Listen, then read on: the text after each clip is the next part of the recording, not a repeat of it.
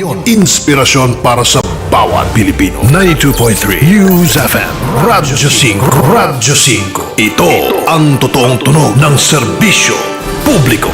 Mukhang kailangan ko na naman palitan ng bubong ko, pare. Mag-iisang taong pa lang yan. May tulo na kagad. Ay, bossing! Baka naman kasi hindi matibay yung ginamit nyo. Dapat ang gamitin mo ay cherry loom, ang yerong aluminum. Basta yero, cherry loom. Tibay protektado sa pangmatagalang yero.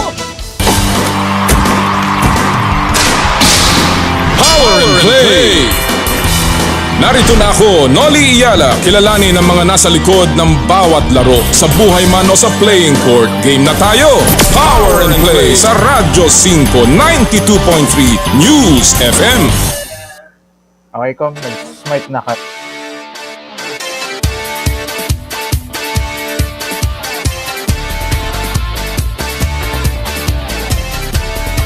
Sa kapwa ko Pilipino, ipagmalaki ang galing na meron tayo. Ilantad ang likas nating talento at magdala ng saya sa mundo.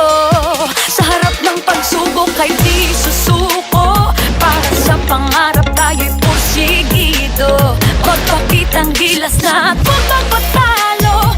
Ipag-iwang natin ang Pilipino. Yan ang Pinoy. Mula noon at hanggang ngayon, talento natin ang bida. Mula sa simpleng bakuran hanggang entablado natin ipakita. May pagsubok man ng Pinoy, pinalalakas ng saya. San man tayo sa pulo, tsumbe, sibay, lakay, amiga. Sama-samang pakita, ang galing natin katropa. Sa kapwa ko Pilipino.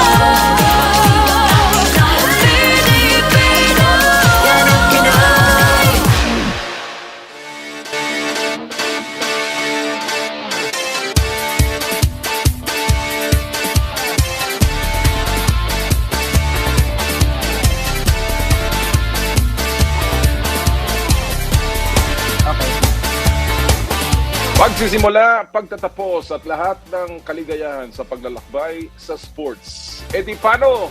Bangon na! Power and Play na! Power and Play with Noli Iyala.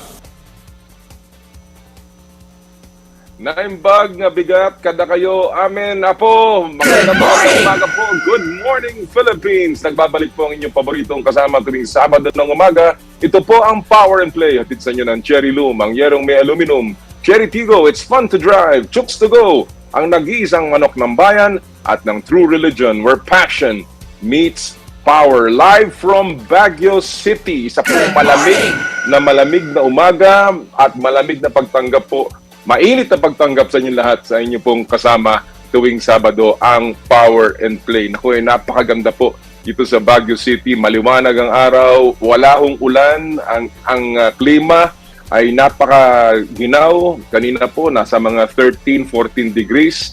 At talaga naman hong ang saya-saya dito po sa Baguio City. Of course, binabati po natin lahat ng ating mga kababayan, mga kaibigan, at mga kasama dito po sa norte, sa Hilaga pong Luzon, lalong-lalo na po ang aking mga kababayan sa San Esteban, Ilocos Sur. Binabati po natin ang lahat ng mga nakikinig sa Radyo 5, 92.3 News FM, sa lahat po ng ating mga jeeper, mga driver ng bus, mga nasa emergency rooms, call centers. Good morning everyone. And of course, lahat po ng mga nakatutok sa 1PH on Signal TV, magandang umaga po.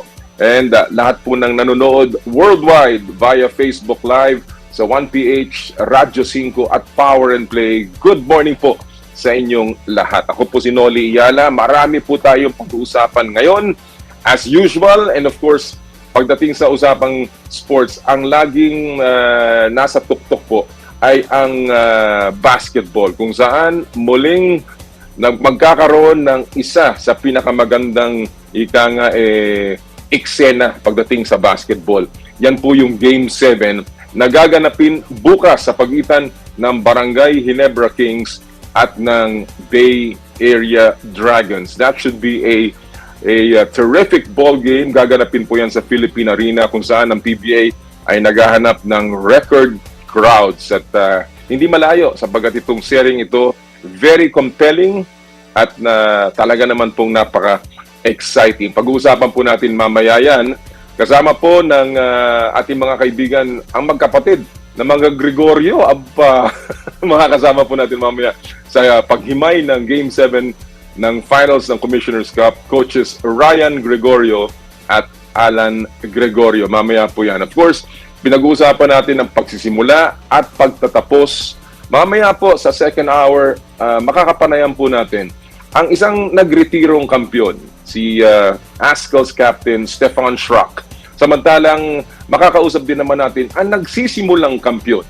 Ang ngayon po ay kaisa-isang world champion ng Pilipinas, si WBO mini flyweight champion Melvin Jerusalem. Abangan niyo po yan. And of course, a fast take, naku, may init na mga hot takes mula kay Homer Saison at kay Abak Cordero.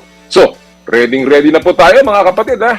Mula sa napakaginaw na Baguio City, ito po ang Power and Play at simulan na natin sa pamamagitan ng ating paghimay o pagbibigay ng buod ng balita sa Sports Weekly Highlights. Power and Play with Noli Iyala. Game 7, the two best words in sports. At dyan na nga napunta ang PBA Commissioner's Cup Finals sa pagitan ng Barangay Ginebra at Bay Area Dragons. Tinakasan ng Dragons ang Gin King sa Game 6, 87-84 sa pagbubuhat nang nagbabalik na si Miles Powell. Inaasahang historic crowd attendance ang dudumog bukas sa Philippine Arena para sa winner take-all championship match. Good news naman, pinirmahan na ni Pangulong Bongbong Marcos ang naturalization papers ni Justin Brownlee. Ibig pong sabihin, ganap na nating kababayan si JB. Pwede nang maglaro ang Barangay Ginebra import at reigning best import of the conference para sa national team. Inaasahang sasama na sa Gilas Pilipinas si Brownlee sa huling window ng FIBA World Cup qualifiers. At sa ibang balita, hindi na itutuloy ni UP Fighting Maroon star Carl Tamayo ang kanyang collegiate playing career. Lilipad na pa Japan ang forward para maglaro professionally sa Japan B-League. Pumirma si Tamayo sa Ryukyu Golden Kings bilang bago nilang player. Pinalitan niya bilang Asian import sa Team CJ Washington. Isa pang player na nagdesisyong maging OFBP o Overseas Filipino Basketball Player. Nasa South Korea na si Dave Ildefonso para inaasahan niyang debut sa Korean Basketball League. Maglalaro si Dave sa Suwon KT Sonic Boom. At of course, alam natin na si Dave ang anak ng PBA legend na si Danny Ai. Sa ibang balita, meron ng groupings para sa Women's Football Olympic Qualifying Tournament na lalaruan ng Pilipinas. Makakalaban ng koponan sa Group E ang Hong Kong, Tajikistan at Pakistan. Kailangang manguna ang Pilipinas sa grupo para makaangat sila sa second round ng qualifications. Sa tennis naman, first Grand Slam and many more to come. Yan ang mensahe ng Rafa Nadal Academy kay Alex Ayala matapos siyang mag-debut sa Australian Open. Maaga lamang nag-exit si Ayala sa round 1 ng tournament matapos mabigo kontra Misaki Doi sa 3 sets. At sa tennis pa rin, inanunsyo ni dating world number 1 Naomi Osaka na siya ay nagdadalang tao. Ilang araw lang yang matapos mag-withdraw ng Japanese star sa Australian Open. Inaasahang babalik sa competitive play si Osaka sa 2024. At yan po ang buod ng ating mga balita sa Sports Weekly Highlights. Naku, napakarami pong balita, of course, sa larangan ng sports. Nandyan din ang ka-anunsyo lamang ni pinag-usapan natin ang Japan, si Naoya Inoue, yung pong si The Beast, and maybe one of the best, if not the best pound-for-pound fighter today. Well, siya po ay bumaba na sa kanyang corona bilang WBA, WBC, IBF, and WBO Bantamweight Champion of the World. Siya po Unified Bantamweight King. Pero sinurrender niya po ang kanyang mga titulo para po lumaban sa mas mataas na weight category. Ganyan talaga ang mga talagang naghahanap ng kasaysayan. And of course, si Inoue po ay isa sa pinakamahusay na boksingero ngayon pong mga panahon na ito. And maybe in all of boxing history, tingnan natin kung ano mangyayari sa kanyang career. Of course, dito po, pinag-uusapan natin ang pagdating sa PBA Finals, tabla ang serya ng Bay Area Dragons at ng Barangay Ginebra Kings.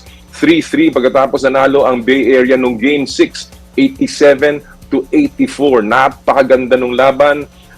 Bagamat nagpalit ng import, naglaro na nga si Miles Powell, mga kapatid, pero hindi pa rin ika nga naungusan at nakuha ng Ginebra ang corona.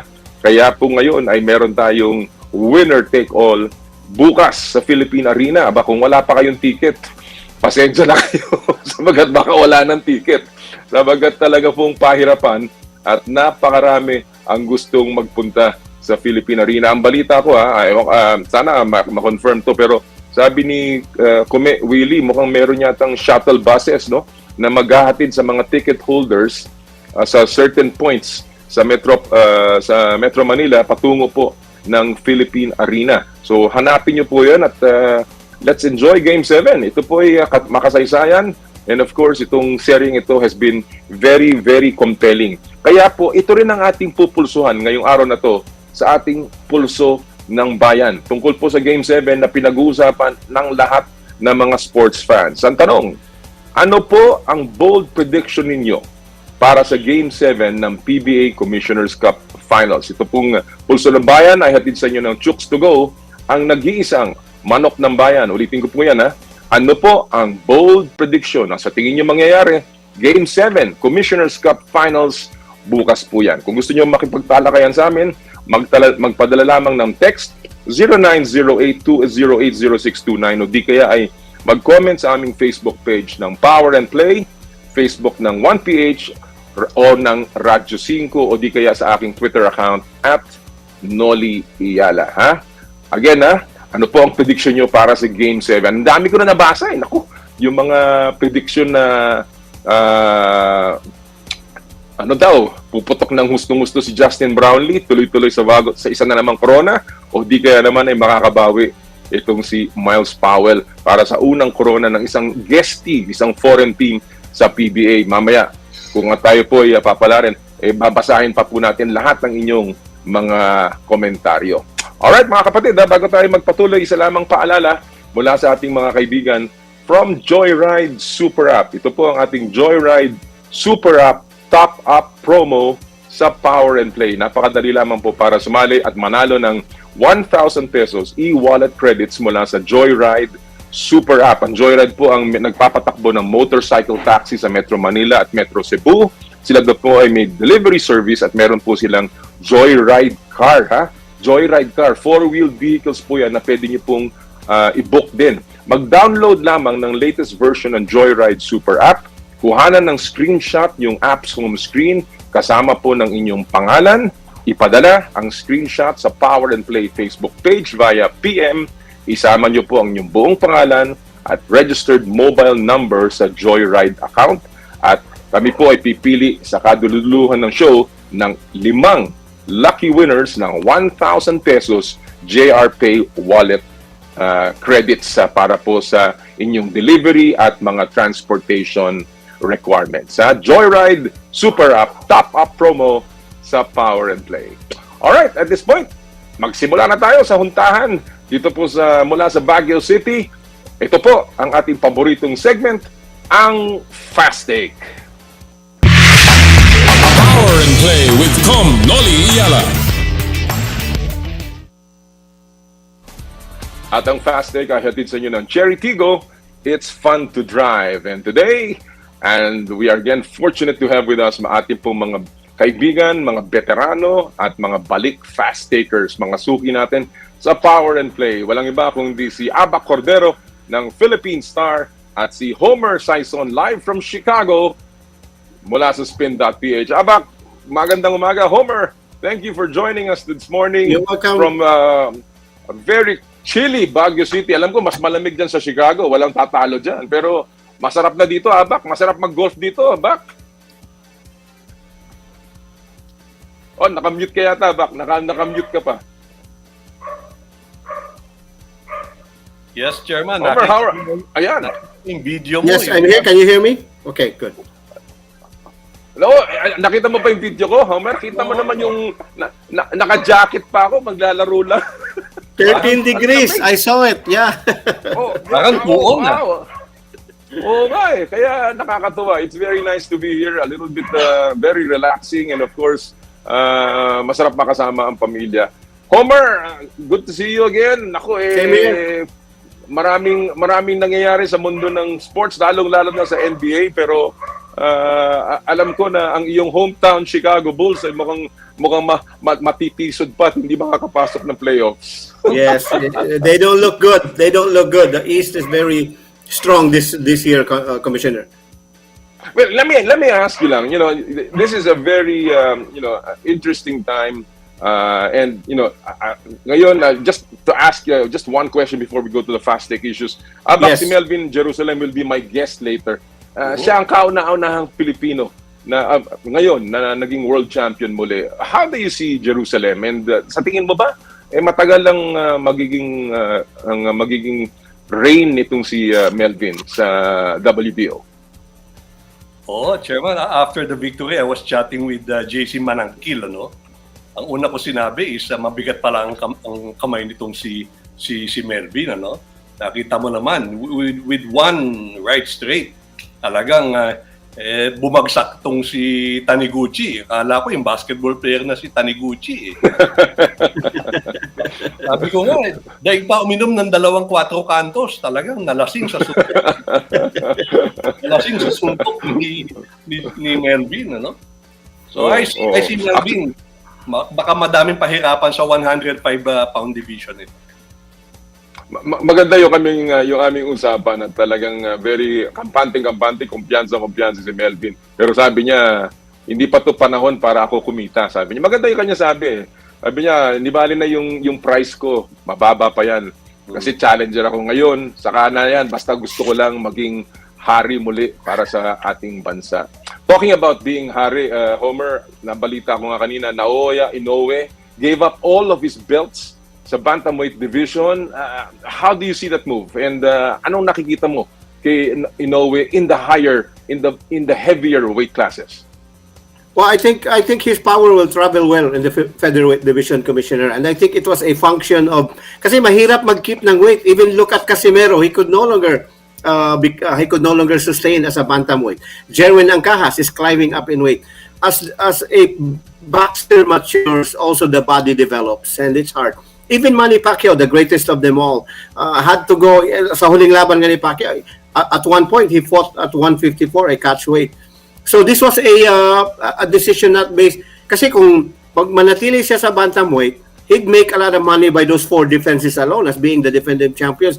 But ang kampo niya, I think it had found it no longer sustainable. So kaya hence the climb to the higher division, Commissioner.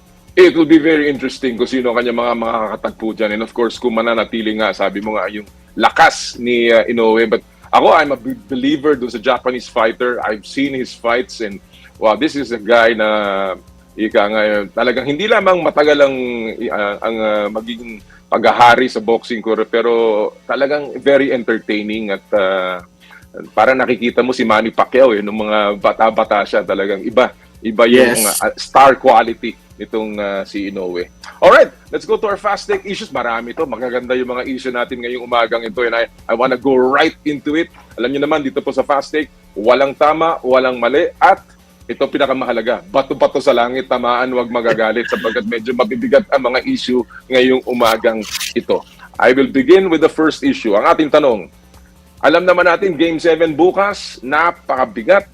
So, hindi ko hihingin sa inyo kung sino man nanalo. Pero ang tatanungin ko lang, sino sa tingin ninyo ang magiging barometer o sukatan para manalo ang isang kupon o yung mga 2 kuponan na naglalaban sa Game 7 ng PBA Commissioner's Cup Finals? I'll begin with you, Abak. 1 minute. Go! Yes, para sa akin, Chairman, it will be the imports, Justin Brownlee for Ginebra and Miles Powell for Bay Area. Of course, the locals will step up as well, maybe hit crucial baskets or even the game winner. But overall, It's how Brownlee and Powell will perform. Ano? Very interesting. Si Brownlee is no stranger to the Philippine Arena and is used to playing before a packed audience. If we see the game tied with 5 or 10 seconds, expect Brownlee to take the last shot. Ano? Ito naman si Powell, chairman. Remember, he has not lost a game in the PBA. Oo nga. 0 in the eliminations and then 1 in Game 6. Ano? I was there sa Big Dome. Kitang-kita na talagang Bay Area was going for Powell. Ano? I'm not sure if he's ever been to a Game 7. Pero parang nasanay na sila in the 6 games sa finals. Parang nasanay na sila. And Bay Area has proven that they can handle the Ginebra crowd. So expect fireworks tomorrow in Bukawi.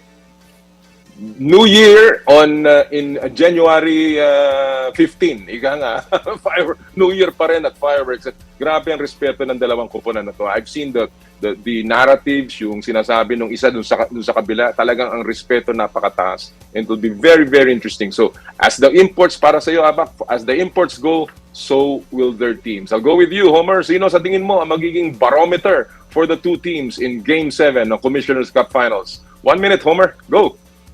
Justin Brownlee, and more so na nakapahinga siya. Justin Brownlee has been playing punishing minutes in this series, Commissioner. In Game 6, he played all but 38 seconds. So may bulong-bulong nga na the Ginebra benefited from the sudden, all of a sudden nagiging Sunday ang Game 7 instead of a Friday. Because Brownlee would have been really taxed, would have been really tired. But that's beside the point. He will be coming in there fresh, healthy, and being a newly naturalized Filipino citizen, I think, what better way to reciprocate the privilege than to deliver a title to Ginebra against the so-called invaders. On the other side, I think the factor for Bay Area Dragons is Glenn Young. The only game in this series, Commissioner, that was not close was Game 5. Bay Area survived without Powell. They survived without Nicholson, but they did not win. It wasn't even close. Tambak ang Game 5. Why? Glenn Young wasn't there. Glenn Young is the straw that steers the drink of this Bay Area Dragons. He averages 4.8 assists per game, but that's on the surface parang maliit, but the flow of the offense with Glenn Young directing the offense, mas maganda tignan ang Bay Area. That's the reason why Powell will be open, Corey Lamb would be open. At sa tingin ko, if Young delivers, because Powell is hindi natin alam kung mag-sore ba yung tendon. We don't know if it's 100%. His conditioning is not the same. He hasn't played in a month. So, he will get his points as a scorer. But Glenn Young is the faithful barometer that will determine the success of Bay Area Dragons in Game 7.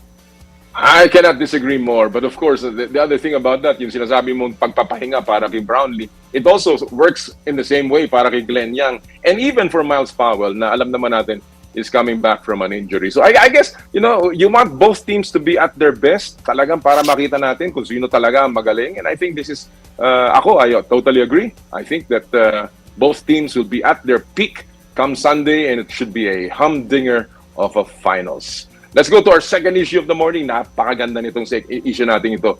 Umalis na si Carl Tamayo patungo sa Japan B-League. Carl Tamayo, one of the best amateur players today in the Philippines, lumaro sa Gilas, Pilipinas. And of course, yung tulong niya sa UP Fighting Maroons, hindi pwedeng masukat. So ang tanong, malaki ba ang epekto ng pag-alis ni Carl Tamayo sa UP Fighting Maroons at sa UAAP o collegiate basketball? I'll begin with you, Homer. 1 minute. Go. Without Carl Tamayo, para yung Philippine Star without Abba Cordero. It's just not the same. It's not the same. So, I interviewed, in the course of the UAAP finals, I interviewed Coach Tab Baldwin. Tinanong ko siya, pero ayaw niya magpa-quote kasi it's not prudent to quote, the player from the other side. But he had so much to say about Carl Tamayo. He was the player that the Ateneo feared the most. According to Coach Baldwin, he's a disruptor on defense and he's a facilitator on offense. He has the size, the agility. He was the perfect big, Commissioner. And then if you look at this, the offense flows through him because he shoots three. He drags the tallest defender from UAAP, from Ateneo, Ange Kwame would sometimes be dragged outside because Tamayo can nail the three. And, he's a willing passer. He's a very good teammate. So, UP, I think, would still be good because they have so much talent, but they will never be the same without Tamayo. Mhm. Absolutely. Talagang iba naman yung dating at bigay ni Carl Tamayo para sa kanyang koponan. But basketball goes on. Abak, same issue. Malaki ba ang epekto ng pag-alis ni Carl mula sa UP at sa UAAP? 1 minute, Abak. Go! Yes, sir. I had the same thing in mind, no, that the UP Maroons and the UAP in general will never be the same again without Carl Tamayo. Ang masakit dito is yung eligibility niya eh. Eligible pa siya, not 1, but 3 seasons. nga. Ano? Oo. So, when with others bowing out, kasama ito si Sab Lucero, it will be very difficult for UP to make a stand in season 86. Ano? If they get to the Final Four, siguro, good. Pero alisin mo si Tamayo and si Lucero in one game, nararamdaman ito pa, buong season na wala na sila. No? But I heard, may padating na bago ang UP, someone who can turn things around. Point guard. Ba? Yan, no? Aba? Also, I cannot blame Carl. Ano? Ang balita, he signed a 3-year contract worth, wow, talagang maybe 3 times, 4 times, 5 times as much as Junmar Fajardo's salary in the PBA. No? Hindi ba? So parang bigla naging rebuilding team itong UP without Carl Tamayo and the others who graduated. Big shoes to fill. Maganda yung punto mo, Abak, sabagat, of course, if you put Carl Tamayo in the equation together with Lucero and Galinato, nawala rin si Harry Galinato. Yes. Nawala yung big front line ng UP. Naiwan na lang si Diouf and we don't know who else will be stepping up. No? So that's big para sa UP come season 86. But I think from for UAAP stand, alam mo, malaking bagay. Your biggest star leaves the UAAP with so many years of eligibility. Ako, I cannot blame Carl. It is a once-in-a-lifetime chance and I always support, going out to greener pastures and protecting your family and taking care of your family. Kaya naman sa akin, importante na yung mga PBA teams, lalong-lalo na yung mga bottom teams, importante magpalakas yan. Kasi natatakot dito mga player na to na pag na-draft sila, at napunta sila sa isang mahinang tip, mawawalan din sila ng kanilang kinikita. So again, it's important. Ito na to kumbaga, pyramid to Everybody has to help out in order to protect the industry of basketball. And talking about that, our third issue is right about that. Ang ating ikatlong issue this morning ay simple-simple. Nagkaroon ng trade between Terra Firma muli at Northport. Another number 1 pick has been traded by the Jeep. Ang tanong, ano ang assessment ninyo sa naging trade ng Terra Firma kay Joshua Monzon para kay Kevin Ferrer ng Northport? I'll begin with you, Abak. 1 minute. Go! Well, I don't consider this a blockbuster trade, but for the players, individually, it's a big deal. Si Joshua, sir, is now with Northport and si Kevin with Terra Firma. Para kay Joshua, 27 years old with great promise, moving to Northport gives him a bigger chance, a stage to show his real worth. Mahirap kasi being drafted first overall by a team that went on a losing streak as na kasing haba ng So hindi lumabas talaga yung laro niya But being a professional, and this boy from California played his heart out. And now, Northport na siya. Who knows? Baka naman stopover lang ito, Chairman. Or another trade in the very near future. That's why I expect Monzon Joshua to really make his presence felt. Para naman kay Kevin, it's a big turnaround from the years that he was playing for Ginebra. Naghiwalay na rin sa ni Coach Pido, sayang. Pero since gusto nila si Joshua, I'm sure ayaw naman pakawalan ni Coach Pido si Kevin, but baka siya ang hiningi ng Terra Firma. So they have to give it. Ganyan talaga ang buhay sa PBA. Maganda yung binanggit mo. Ito kaya ang final destination o ito ay isang layover lamang? Same issue, Homer. Ano ang assessment mo sa naging trade ng Terra Firma kay Monzon para kay Ferrer ng Northport? 1 minute, Homer. Go! It's a very terrific team for Monzon, Commissioner. From the darkness of Terra Firma, now he goes into the light of Northport. Ang maganda dito, like Abak had mentioned, is ito kasing Northport, based on history, we're not assuming anything here.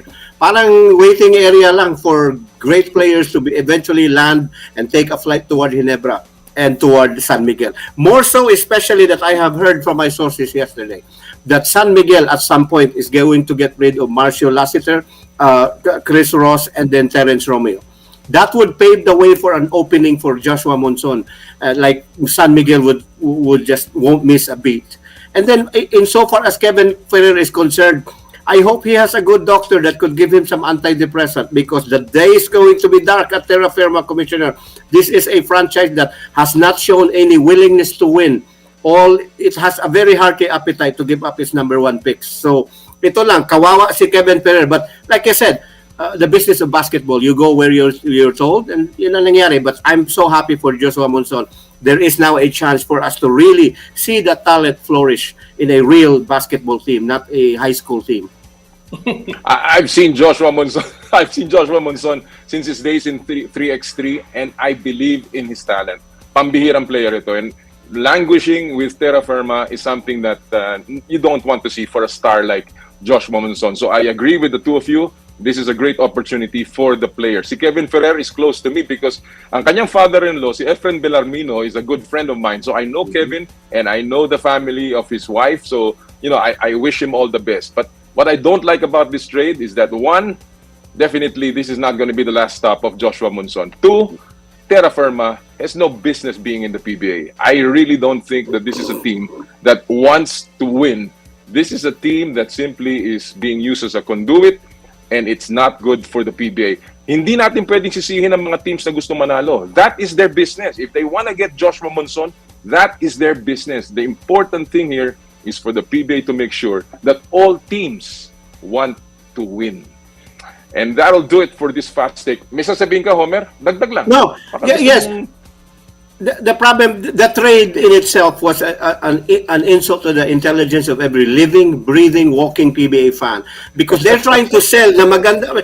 How are you supposed to, not in this green earth, am I going to believe that a 27-year-old rising star, I'm not saying Kevin Ferrer is not a star, but he's in the sunset of his career almost. And then last season nga, Commissioner was averaging 6.1 points per game.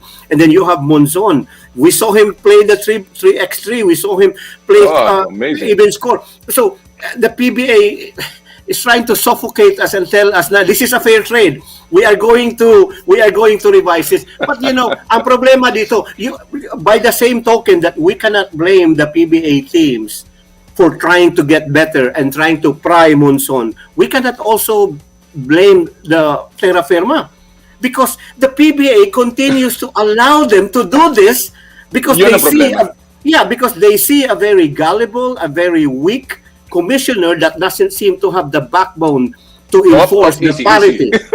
No, I'm just saying, Commissioner, it's just... No, I know, I agree with you. I totally agree. It's just, we've all been to a school, di ba? Who does the bully? Yung mga hindi lumalaban, they see the weakest link. And then when you go there, makita ng Terra Firma, si Commissioner, okay to. We have given 4 number weeks para, so gawin muna natin. I'm not saying this to flatter you, Commissioner, or any other commissioners, but under your watch, this would never happen. Well, it's hard to say all of these things, but alam natin, naintindihan natin, and we respect all of these things that are happening. I just hope that there will be more thinking and more political will that will be exercised, hindi lamang by the commissioner's office, but by the board itself. Kasi nakikita nila to right under their noses what is happening, and I think they have to say that we have to think league before thinking team. Correct. Homer, Abak, yes, as usual, thank you so much for joining me. May I go up na talaga? Abak, good to see you. Homer, all the best. Thank you. Thank you. Have a good show. Enjoy your day. Have a good rest of the show. All right. Bye. Bye-bye. Mga kaibigan, ang napakainit na fast take with Abak Cordero and of course, the ever outspoken Homer Saison. Maraming salamat, gentlemen. Naku, talagang may I go out na talaga. Alright, bago tayo po mag-break, konting paalala mula, pampalamig ng konti mula sa ating mga kaibigan from Smart. Puso Pilipinas is a movement to celebrate the Filipino athlete powered by Smart. Follow them on Facebook, Instagram, Twitter, and YouTube. Get a chance to win exclusive Puso Pilipinas merch by sharing their Facebook page in your social media accounts with hashtag Puso Pilipinas. The Giga Life app is the latest mobile app from Smart that lets you discover and enjoy your passions with the different Giga promos. It can be downloaded and used by Smart Postpaid, Smart Prepaid, Bro Prepaid, and TNT subscribers via the Apple or Google Play Store. What can the Giga Life app do for me? Check your balance, monitor your current subscription, top up using debit credit card, subscribe to the latest Giga promos, monitor your data consumption, auto-detect your mobile number when you are connected to Smart Network one-tap subscription to the most popular offer, Giga Video 99. And of course, Power and Play is powered by Smart. Live Smart! Naku, talaga pong kailangan natin mag-break sa amin pong pagbabalik. Ang ating pong makakausap, ang kareretiro lamang na Azkals Team Captain, Stephan Schrock. Ito po ang Power and Play, hatid sa inyo ng Cherry Loom, Cherry Tigo, Chooks to Go, at ng True Religion mula sa Baguio City.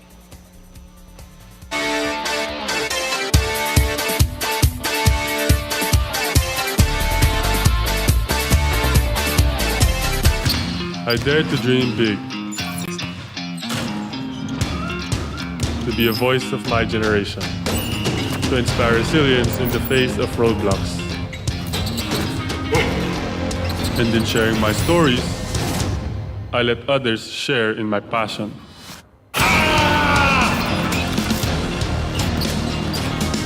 Follow Kai Stories on Twitter and share yours with Smart Double Giga Stories. Share 2 times the passion with 2 gigabytes for Twitter and more. Guaranteed every day, plus data for all sites. Simple, smart ako.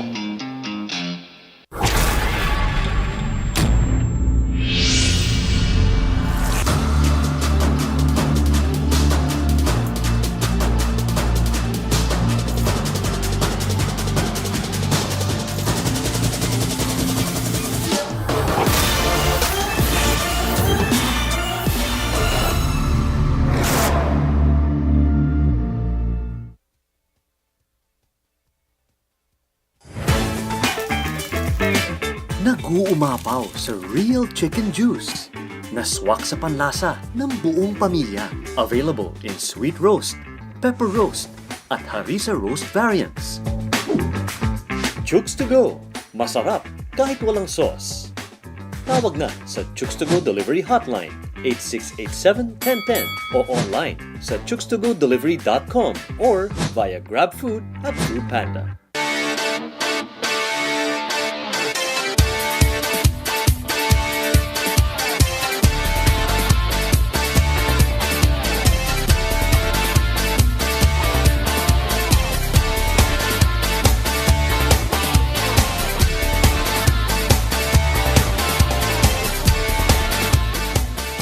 Magbabalik sa ilang sandali ang programang hindi nyo mabitawan sa 92.3 News FM, Radyo 5. Ito ang pagtutuos na hindi mo dapat palagpasin. Sino ang makakasungkit ng kampyonato? Ang barangay Ginebra San Miguel na ba ang uupo sa trono? Malonzo with the flush! O ang Bay Area Dragons na ang mag-uwi ng championship title this season? Takes the 3, drops to the basket. Nice fake, basket easy! And another basket inside the paint for Bay Area Dragons. Tutukan na makapigil hiningang salpukan sa PBA Commissioner's Cup Finals every Wednesday, Friday, and Sunday sa TV5 at One Sports. Mukhang kailangan ko na naman palitan ng bubong ko, pare. Mag-iisang taong pa lang yan. May tulo na kagad. Ay, bossing! Baka naman kasi hindi matibay yung ginamit nyo. Dapat ang gamitin mo ay Cherry Loom, ang yerong aluminum. Basta yero, Cherry Loom. Tibay protektado sa pangmatagalang yero. Your favorite NBA is back. Catch the thrilling season of the NBA every Monday and Friday on One Sports and every Saturday and Sunday on TV5. Always a fan of the NBA. Mukhang kailangan ko na naman palitan ng bubong ko, pare. Mag-iisang taong pa lang yan. May tulo na kagad. Ay, bossing! Baka naman kasi hindi matibay yung ginamit nyo. Dapat ang gamitin mo ay cherry loom, ang yerong aluminum. Basta yero, cherry loom. Tibay protektado sa pangmatagalang yero.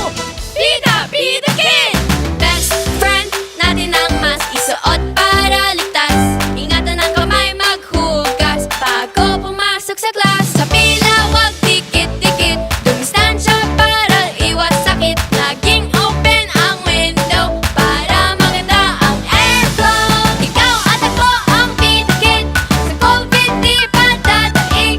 Sa ligtas na pagbabalik, sama-sama maging bitikit. Mukhang kailangan ko na naman palitan ng bubong ko, pare. Mag-iisang taong pa lang yan. May tulo na kagad. Ay, bossing! Baka naman kasi hindi matibay yung ginamit nyo. Dapat ang gamitin mo ay cherry loom, ang yerong aluminum. Basta yero, cherry loom. Tibay protektado sa pangmatagalang yero. Tutukan gabi-gabi ang malalimang pagsisiyasat ng mga napapanahong balita. Hihimayin ang iba't ibang anggulo para sa mas malawak na diskusyon at impormasyon. Samahan sina Ed Lingao at Mian Los Baños mula sa Frontline tonight, Lunes hanggang Biyernes, 10:35 p.m. sa TV5. Mukhang kailangan ko na naman palitan ng bubong ko, pare. Mag-iisang taong pa lang yan. May tulo na kagad. Ay, bossing! Baka naman kasi hindi matibay yung ginamit nyo. Dapat ang gamitin mo ay cherry loom, ang yerong aluminum. Basta yero, cherry loom. Tibay protektado sa pangmatagalang yero. Nangunguna sa balita at impormasyon, tulong at inspirasyon. Ito ang bago at totoong tunog ng serbisyo publiko para sa bawat Pilipino. Mas pinalakas, mas pinalawak na AM sa FM 92.3 News FM Radyo 5. Radyo 5. Balik tayo sa programang inaabangan nyo sa 92.3 News FM Radyo 5. Kami ang bagong tunog ng serbisyo publiko. Power and Play. Team na sa Radyo 5 92.3 News FM.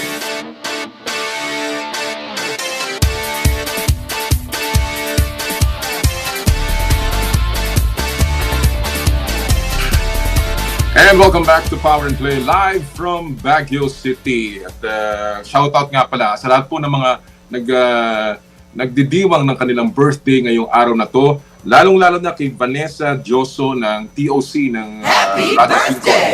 ng TV5. Happy birthday to everyone. Happy anniversary, of course, also belated to my brother Jovi and my sister-in-law si Ate Lot, and of course sa aking ina na rin at ang yumaong ama. Pareho pong happy anniversary. Hello also to my bayaw, si Ancho Mohe, na kararating lang po galing ng Calgary, Canada. Kaya naman sana nag-enjoy ka dito sa bakasyon sa Baguio City. Alright mga kapatid, dami pa natin gustong batiin. Binabati ko rin si Rafi Catan, yung aking po naging driver sa Philippine Sports Commission, and all of my colleagues at the PSC. Magandang umaga po sa inyo lahat. Si Danny Go and of course Ma'am Tina Tan. Yan, magandang umaga sa inyong lahat. Alright, at this point mga kaibigan, I had the chance to sit down with a guy who just retired. Siya po ay nagdesisyon ng iwan ang football for a quieter life and hopefully for a life that will change in terms of his career. Siya po naging kapitan ng Azkals. Back in 2019, he gave a championship to his local team, ang Ceres United City, 4 consecutive championships in the PFL. Of course, he is the midfielder ng Azkals and of course one of the best players that ever played for the Philippine national team. Ito ang aking pong panayam with Azkals captain Stephan Schrock. And of course, kasama na po natin ang Azkals captain, no other than Stephan Schrock. Stephan, thank you so much for joining us today on Power and Play. Good evening, boss. Thank you for having me. I've been trying to get you. I really, I'm a big fan, and I've been wanting to talk to you. Of course, you've been on holidays. Are you enjoying this time with your family now, Stephan? Yes, of course. After missing Christmas and New Year, and also my daughter's first birthday, I kind of had to make up to my family, so we went on a short trip to Bohol. Excellent, and it's always good to spend quality time with the family. Talking about quality, it's not the best way to end, I guess, a career. Some analysts have described the performance of the Azkals as underwhelming. That's what they said. No, Stephan, you ended, of course, the Mitsubishi Electric Cup, the AFF Cup, missing the semifinals for the third time in 4 years. What do you think happened? What were the reasons for this, Stephan? First and foremost, there's many people call themselves experts. Only a few are actually deserving the title. If you would follow what was announced and what was communicated to the public, was that the Philippine Azkals are in transition, and in transition meaning that we have to fill in the gap with younger players, with less experienced players in the international stage, but with a lot of quality and talent. And therefore this tournament was chosen to kick off a new era of the Azkals. Obviously in inner circles and those who follow the league and follow the national team daily or weekly, they would know that we would have troubles getting results and getting into the semifinals, obviously, because beside me and Amani Aguinaldo, I think barely someone reached 5 national team games for the Azkals. So therefore it was good to see the young players, giving them stage, giving them playing time in a very, very tough environment. And from there on, we take it on for the next year. Yeah, so you're telling me, obviously you're telling me about the Azkals giving exposure to a lot of the young players who are both in the local clubs and or on the youth teams. You're talking about guys like Kenshiro Daniels, Sebastian Rasmussen, Sandro Reyes, and so many other guys. Do you think that this was a gamble or this was an investment? That was definitely an investment into the future.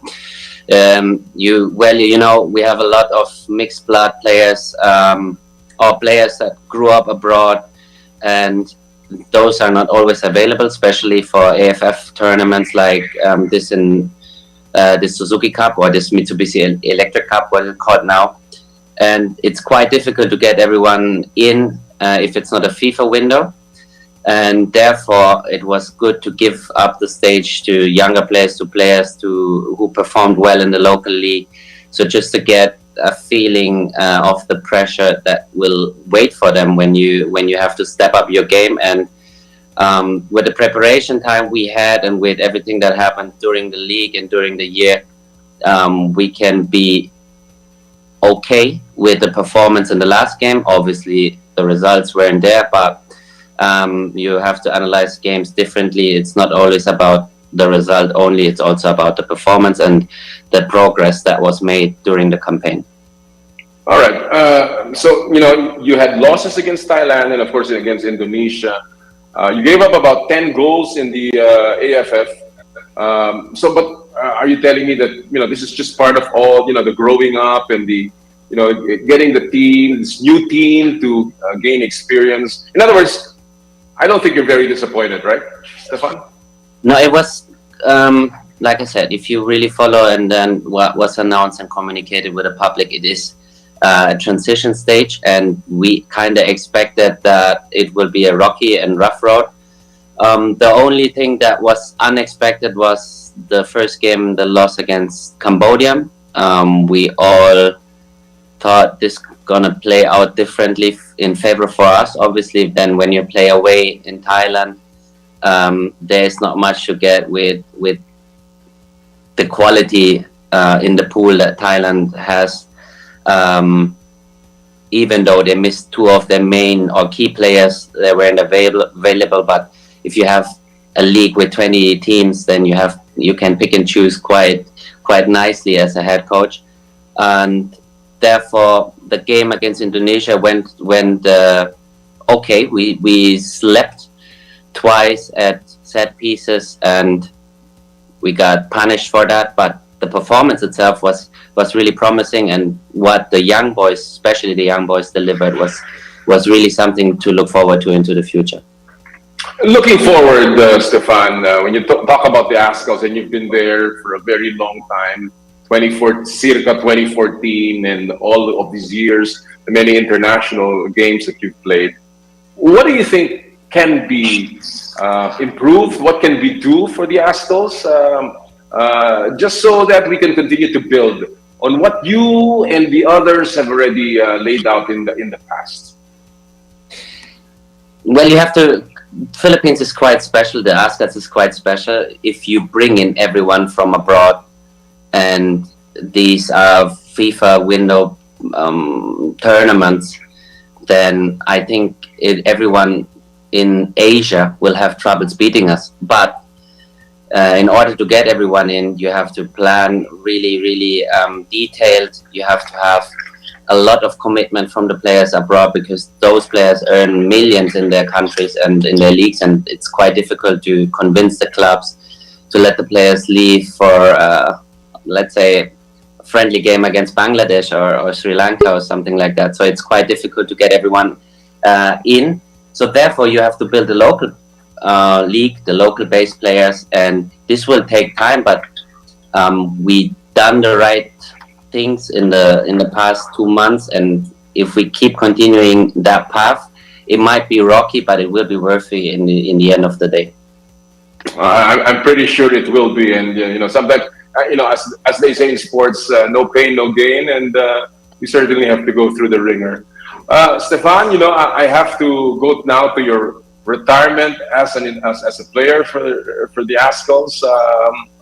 You have played your final international game in the Mitsubishi Electric Cup, and obviously a lot of your fans are not only a little bit sad, but also saying where will we see now, Stephan? But let me ask you first, what made you decide to finally hang up your boots? Well, I'm 36 now. I play 11 years now for the Azkals, with shorter breaks, with longer breaks, but overall it's 11 years, it's 60 camps. You can imagine how many times I was not there and not at home or missed out birthdays. I mentioned it in my last press conference. I moved my own wedding, I skipped honeymoon in order to make myself available for the Azkals. I jeopardized €1 million contracts back in Europe just to come out and represent the country. So it's time for me also to step aside and give the next generation a go at it. And I think I've done my part as a player, but I definitely will be involved in the future in Philippines football. But it's nothing to do with your physical makeup. It's got nothing to do with any injuries, Stephan?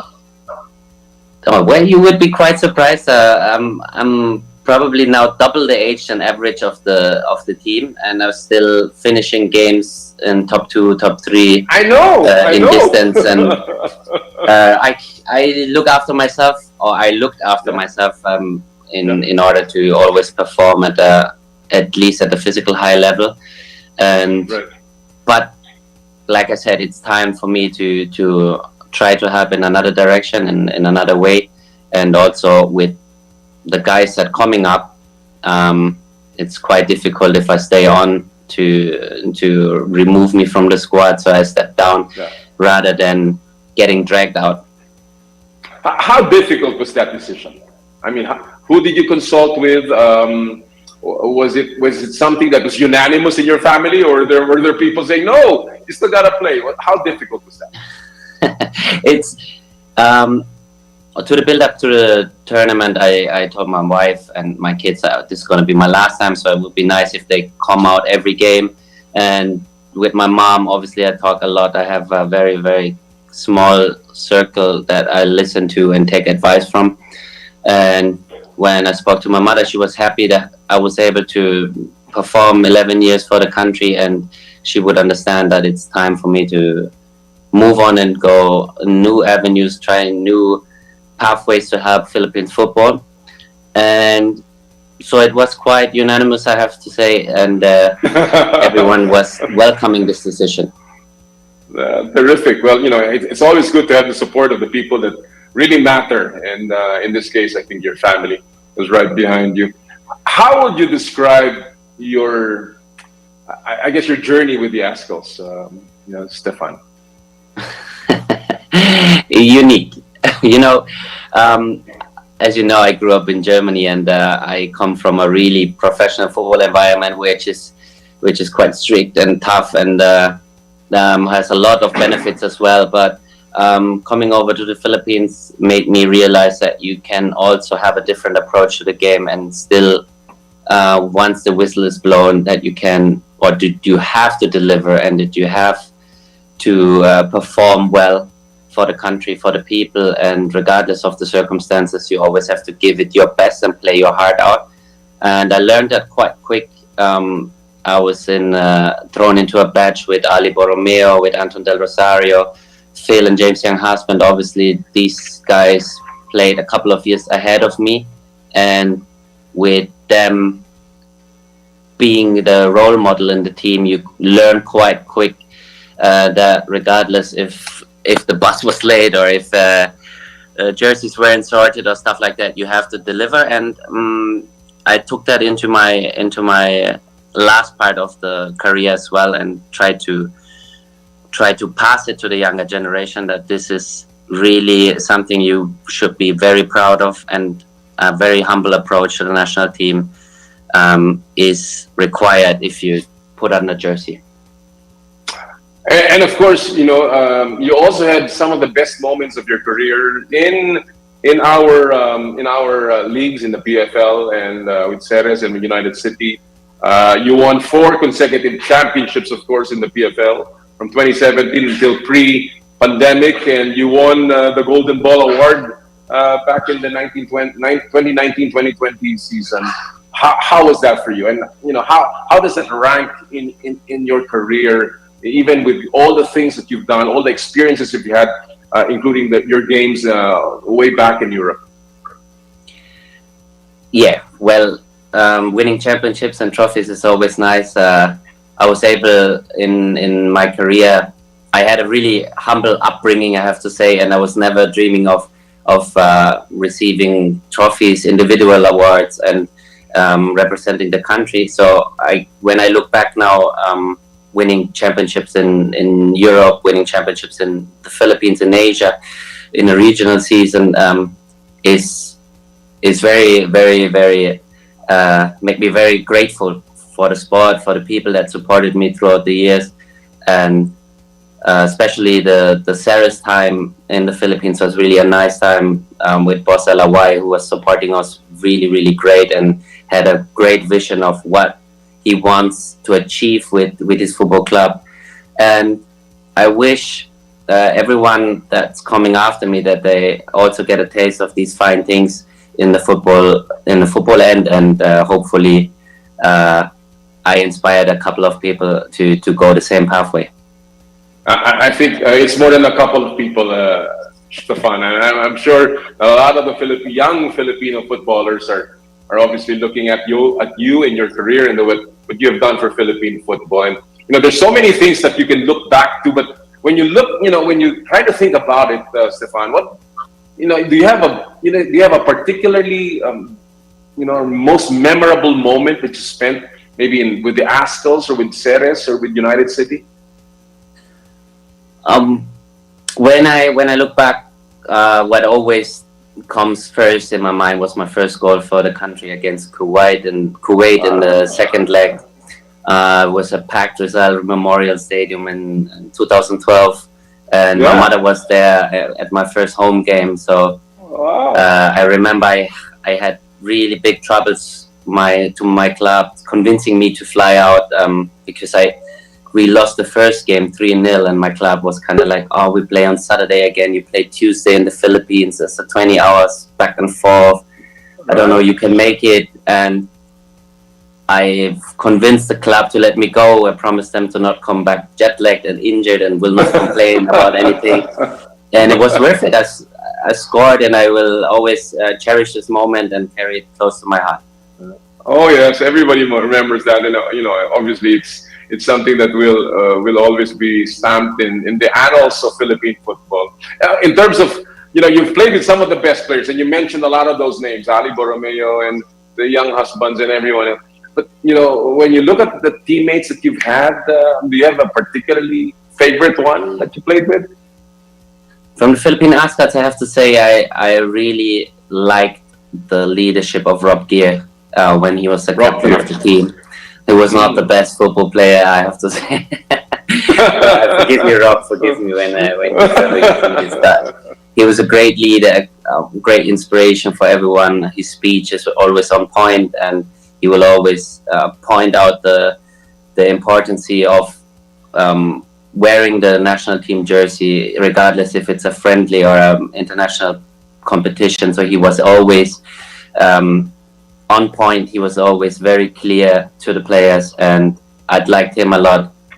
Beside that, obviously Phil was a great teammate, great goal scorer. Neil Etheridge, fantastic that we kind of grew up together in these 11 years. He was just a young kid when he joined, with a lot of fun, I'd say, not so much professionalism and seriousness towards the game. But now when I look at him, he's a man, he's a real character, and we're so happy for him that he's doing so well over in Europe.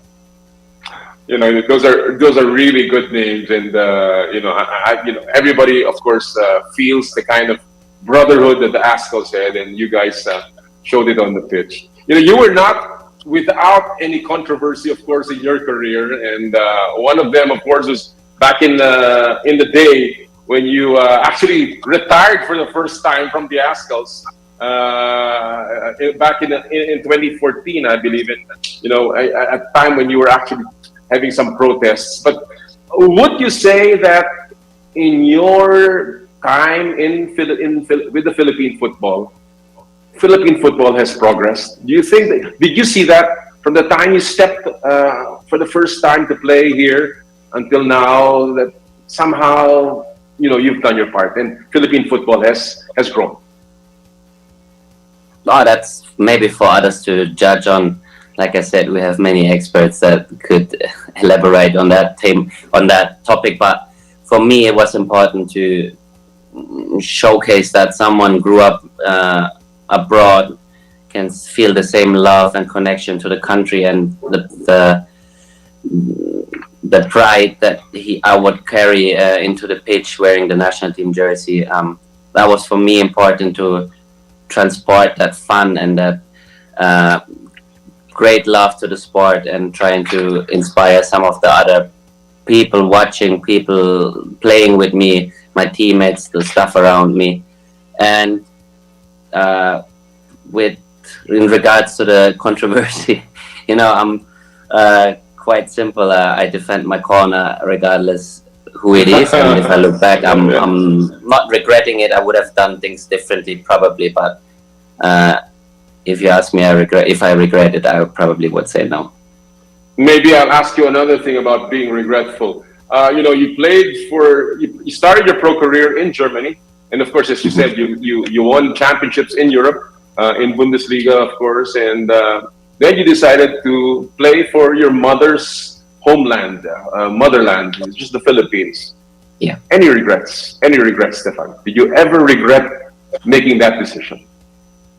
No, it's tough. It's tough coming over and pushing things towards more professional, to more fan engagement. It's tough, but I consciously took that decision because we have many great players playing abroad, and I wish them luck, and hopefully they continue to play a long time there and carry the flag over in whatever country they are.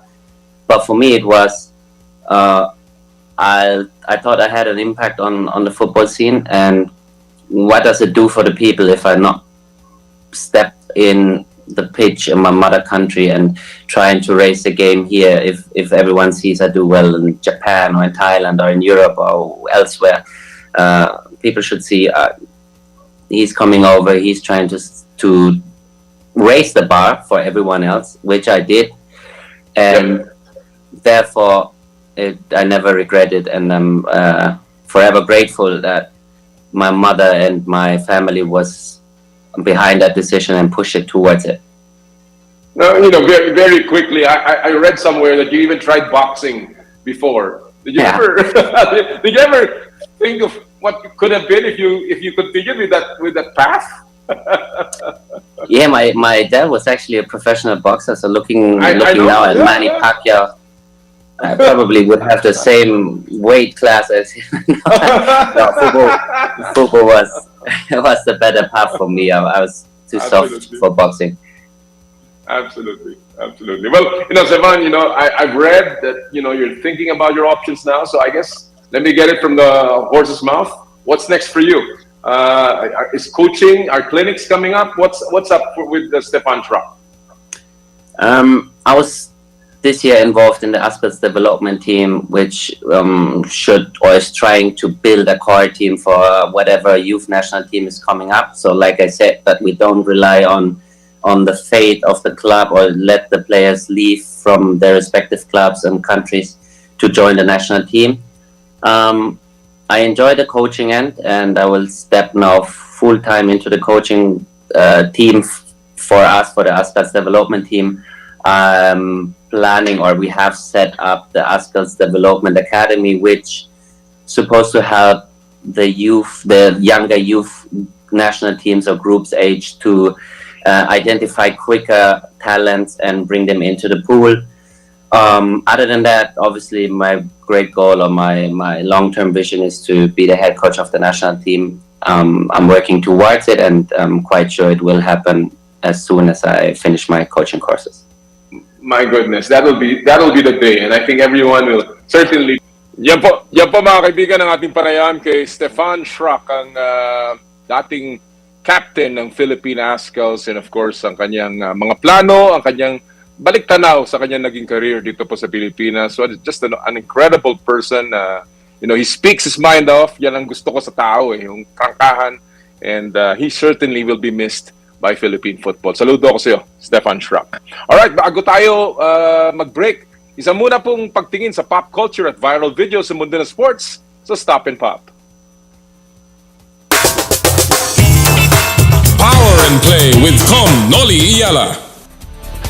Ang titulo po nitong video ito, and mind you, I haven't even seen this, nakita ko lang po yung ating dito, is Underwater Tennis Court. Panoorin po natin ito, Makakapag-focus ka ba kapag lumalangoy ang pating sa ilalim habang naglalaro ka ng tennis court? Makikita nyo to. Katulad itong yung batang pong ito, nilaroan ng dalawang player na to. Akalain mong underwater court, pero kapag sinilip yung mabuti, projector lang pala yan. Yan ang tinatawag na effect lang. Mas maganda siguro kung may magtatayo talaga ng underwater court para talagang extreme ang tennis sa ilalim ng tubig. At yan po ang ating viral video sa Stop and Pop. When we come back, hihimayin po natin ang Game 7 ng Commissioner's Cup Finals kasama nila Coach Ryan and Alan Gregorio. Ito po ang Power and Play, hatid sa inyo ng Cherry Loom, Cherry Tigo, Chooks to Go, at ng True Religion live from Baguio City.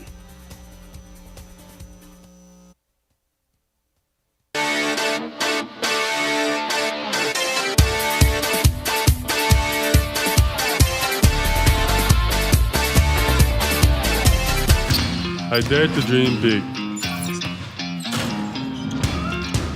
to be a voice of my generation, to inspire resilience in the face of roadblocks. And in sharing my stories, I let others share in my passion.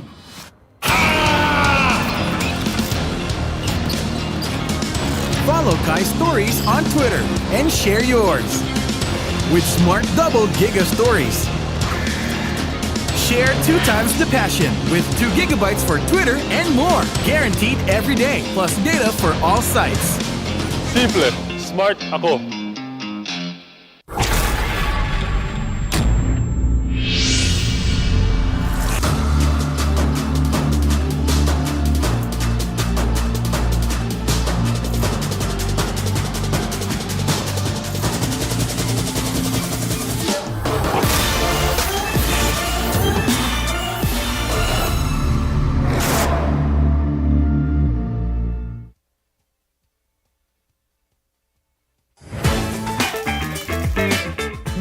Umapaw sa real chicken juice na swak sa panlasa ng buong pamilya.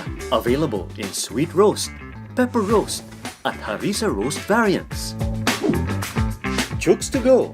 Masarap kahit walang sauce. Tawag na sa Chooks to Go Delivery Hotline 8687-1010 o online sa chookstogodelivery.com or via GrabFood at Foodpanda.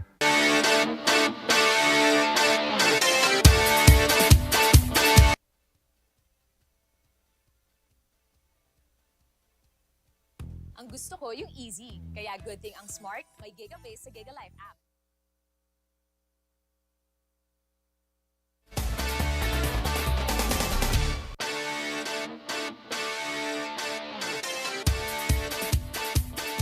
Magbabalik sa ilang sandali ang programang hindi nyo mabitawan sa 92.3 News FM, Radyo 5.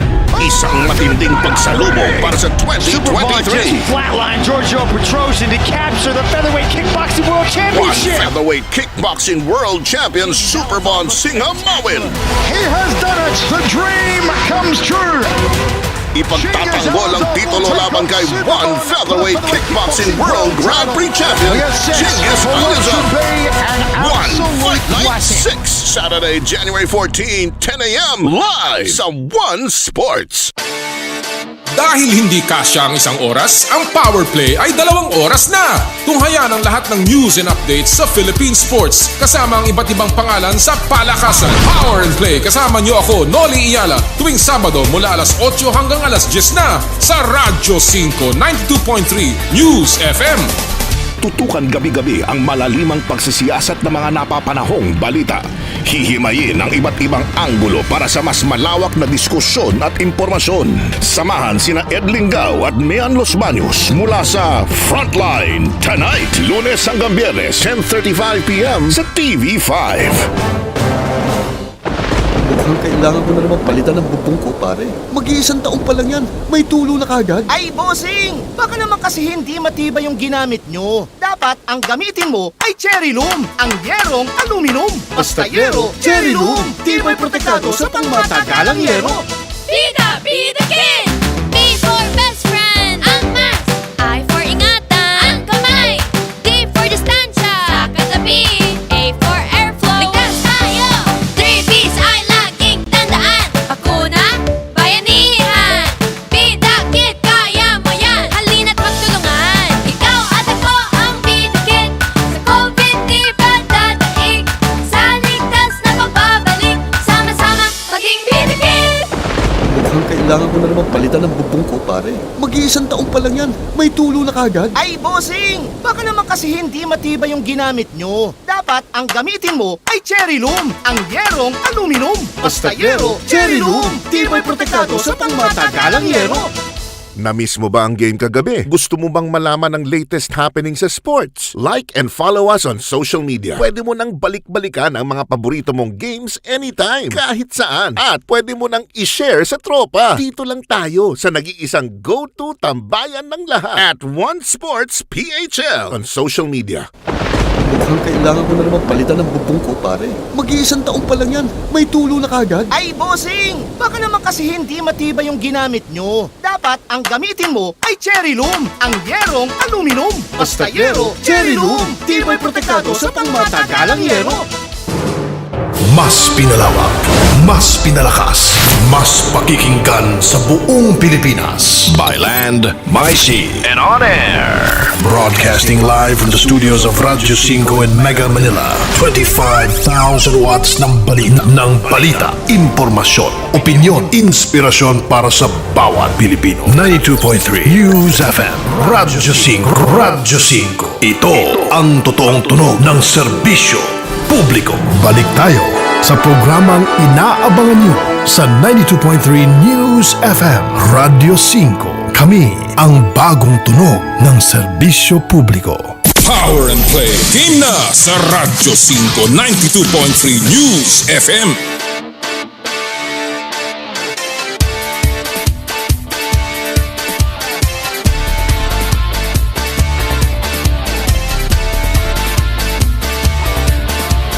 At nagbabalik po ang Power Play mula sa Baguio City. Alam po natin ang mainit na pinag-uusapan ngayon ng lahat ng tao, lalo na mga basketball fans, ay ang Game 7 na gaganapin bukas sa Philippine Arena between the Barangay Ginebra Kings, ang hometown team kontra sa mga visitors o guest team na Bay Area Dragons. And let's get straight to the discussion kung anong pwedeng mangyari sa game number 7. Makakasama po natin ngayon, dalawa ko pong paboritong PBA analysts, and of course, they are like family to me. Walang iba kundi ang mga Gregorios, Coach Ryan and Coach Alan Gregorio. Magandang umaga, brothers. Thank you for joining us sa Power and Play. Magandang umaga, Commissioner Noli, and magandang umaga sa aking pinakapoging kapatid na si Coach Alan. Kami naman, greetings from Quezon City lang, no? Ikaw, napakaganda ng inyong lugar for the moment, nakakaingit. Naku naman, talagang pagkakasama ko ganyan mga kasing gagwapo, talagang kailangan maganda ang tanawin. At saka kailangan lamig lang. But hindi pwedeng maging malamig ang Game 7. Alam natin kung gaano kainit ito. Winner take all, wala nang bukas. So let me begin. Very general question. Coach Ryan, was there any doubt na aabot ng Game 7 itong finals na to? I was not surprised, to be honest, Commissioner Noli. Napakaganda ng seryeng ito. In fact, bumalik ang sigla ng PBA, and congratulations to Commissioner Willie Marshall and the Board of Governors for thinking of innovative ways just to add more spice dito sa ating pinakamamahal na liga. And I am very confident na dadagsain ng maraming tao ang Philippine Arena. Napakaganda ng turnout in the first 6 games. At parang teleserye ang nangyayari. Hindi mo alam kung ano ang magiging resulta. And I am sure yung dalawang kupunan maglalaban, magpe-prepare ng husto. They've had ample time to really solidify their game plan on the defensive end and also offensive end just to win Game 7 and take home the crown. Tsaka iba yung finals na to, iba yung narrative niya. Hindi lamang basketball, diba? Parang naging national team versus China. Parang naging kontrabida, ganun ang Pero, Coach Alan, bakit pantay na pantay itong series ito? Game 6, tabla tayo, 3-3. Up to Game 7, bakit sobrang pantay itong series ito? Well, I think it's about the game adjustments that are being done by both coaches, no? So, yeah, Ryan talked about it. In offense, whoever wins that game, then you will see a lot of defensive adjustments coming from the opposing team. And that is something that we have really seen here in this series. Well, not just the coaches, but also on the defensive end, a lot of players really focusing on the individual tendencies of the other players. So even the crowd, actually may kita mo na appreciate nila, no? They really appreciate the kind of basketball and adjustments that are being made here in this series.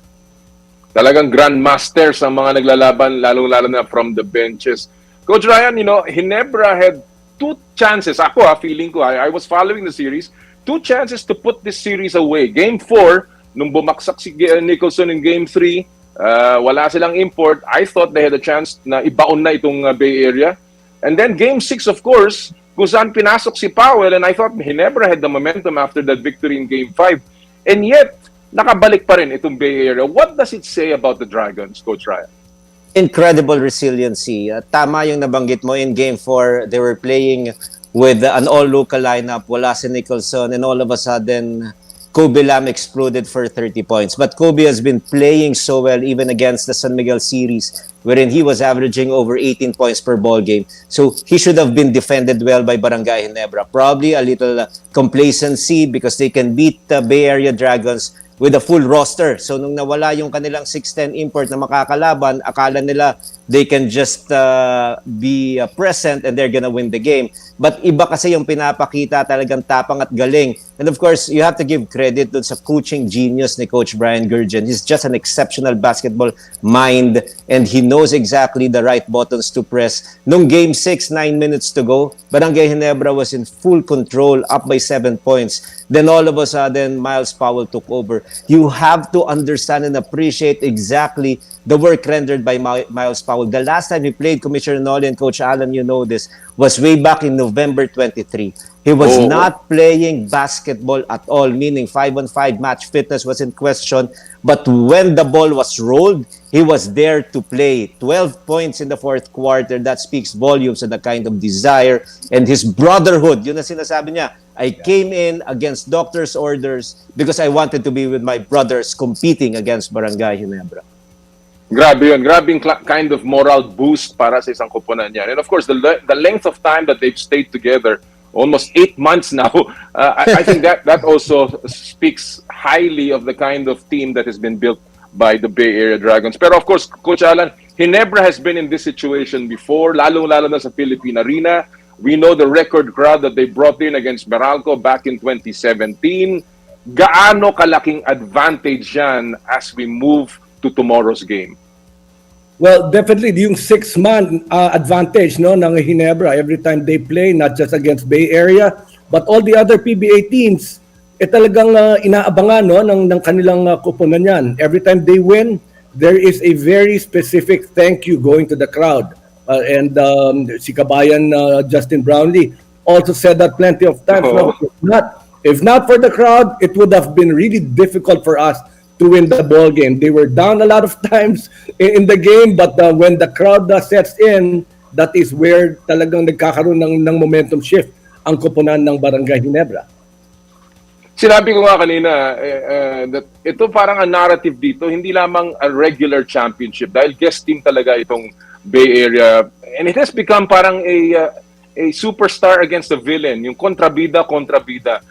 But in this case, gentlemen, sino ang may mas malaki ang pressure dito? Because alam naman natin, pagka ikaw bida, ang pressure ikaw dapat manalo, di ba? Pag ikaw kontrabida, okay lang na matalo ka, at saka okay lang na magmukha yung mukhang bad boy ka. So, who has the greater pressure, Coach Ryan? I'll begin with you. Barangay Ginebra, obviously, they're playing in front of our home crowd. I expect no less than 50,000 watching in Philippine Arena, and probably 49,200 will be cheering for Barangay Ginebra. So that is actually the ratio there. So there's so much pressure for Barangay Ginebra to deliver. That's never say die attitude. It is not just a suggestion. That is what Barangay Ginebra is really known for. And a lot of players must also step up. From a basketball standpoint and a technical standpoint, it is imperative for Barangay Ginebra to step on the white line and defend the three-point shot of the Bay Area Dragons. And I see this with so much conviction. 51 out of the 87 total points of Bay Area Dragons in Game 6 were from downtown. So that means that is 58% of their production. Barangay Ginebra must know how to defend the three and make Bay Area Dragons to be just a two-point shooting team. And that will elevate or increase their chances of winning. And the other thing is Jamie Malonzo, another guy who has not been playing well offensively in this series. He was the most consistent scorer for Barangay Ginebra in the elimination round and also in the early part of the playoffs. But so far, only 6.5 points per ball game. He must step up. He must show up in Game 7 para lang maganda yung chance ng Ginebra. Pati ako, Commissioner Nolly, and you know this, and I'm not shy saying this. For the first time, I'm rooting for Barangay Ginebra. Who is it? Lahat ng Pinoy yata is rooting. But again, tama yun. Sinabi nga ni Coach Ryan na Coach Alan, ang laki ng pressure sa Ginebra. Pero do you see also that pressure on the part ng Bay Area? May nakikita ka bang they will cave in dahil dito sa pressure na to? Yeah, definitely. No? Kasi sabi nga nila, this is going to be the first time. Actually, si Coach Brian said, this is the first time that he's going to be coaching in a Game 7. So that's really going to be a lot of pressure on him. And number two, these youngsters have not played in a venue filled with about 60,000 people. So yung game number 1 pa lang, nakita natin na talagang, di ba, every time na naririnig nila yung Ginebra chant, talagang naninigas talaga sila sa hindi nila alam kung anong gagawin, lalo-lalo na kapag yung momentum nanggagaling sa Barangay Ginebra. Oh. Well, let's talk a little bit about the personalities here. Sabi ni Justin Brownlee, it is harder to play Bay Area with Miles Powell. Ryan, bakit? because he can do a lot of things. He is not just a scorer. You know that he is automatic, meaning when you give him that rock, even in transition, even in a half-court set, he can set the offense for their team. He can actually find ways to score. And when the defense gets sucked in, every time he penetrates, he is just a willing passer. So that ping, ping, ping movement, meaning the extra pass, finding the open man, getting in rhythm to shoot that three, available always for the Bay Area Dragons, specifically Hayden Blankley. Such an exceptional basketball athlete, especially towards the end of this finals round. Kobe Lam has been consistent. Yang has been shooting well from the outside, even Zhu Songwei. So why is it very hard? Because they are very unpredictable. They are faster in terms of their speed. They can shoot in transition even from the three-point area. They are hard to guard because there is no one man who can just post up and set the defense of Barangay Ginebra. So the unpredictability factor is the main reason why Powell is 9-0 so far in his PBA career, because he is simply unguardable and hard to stop.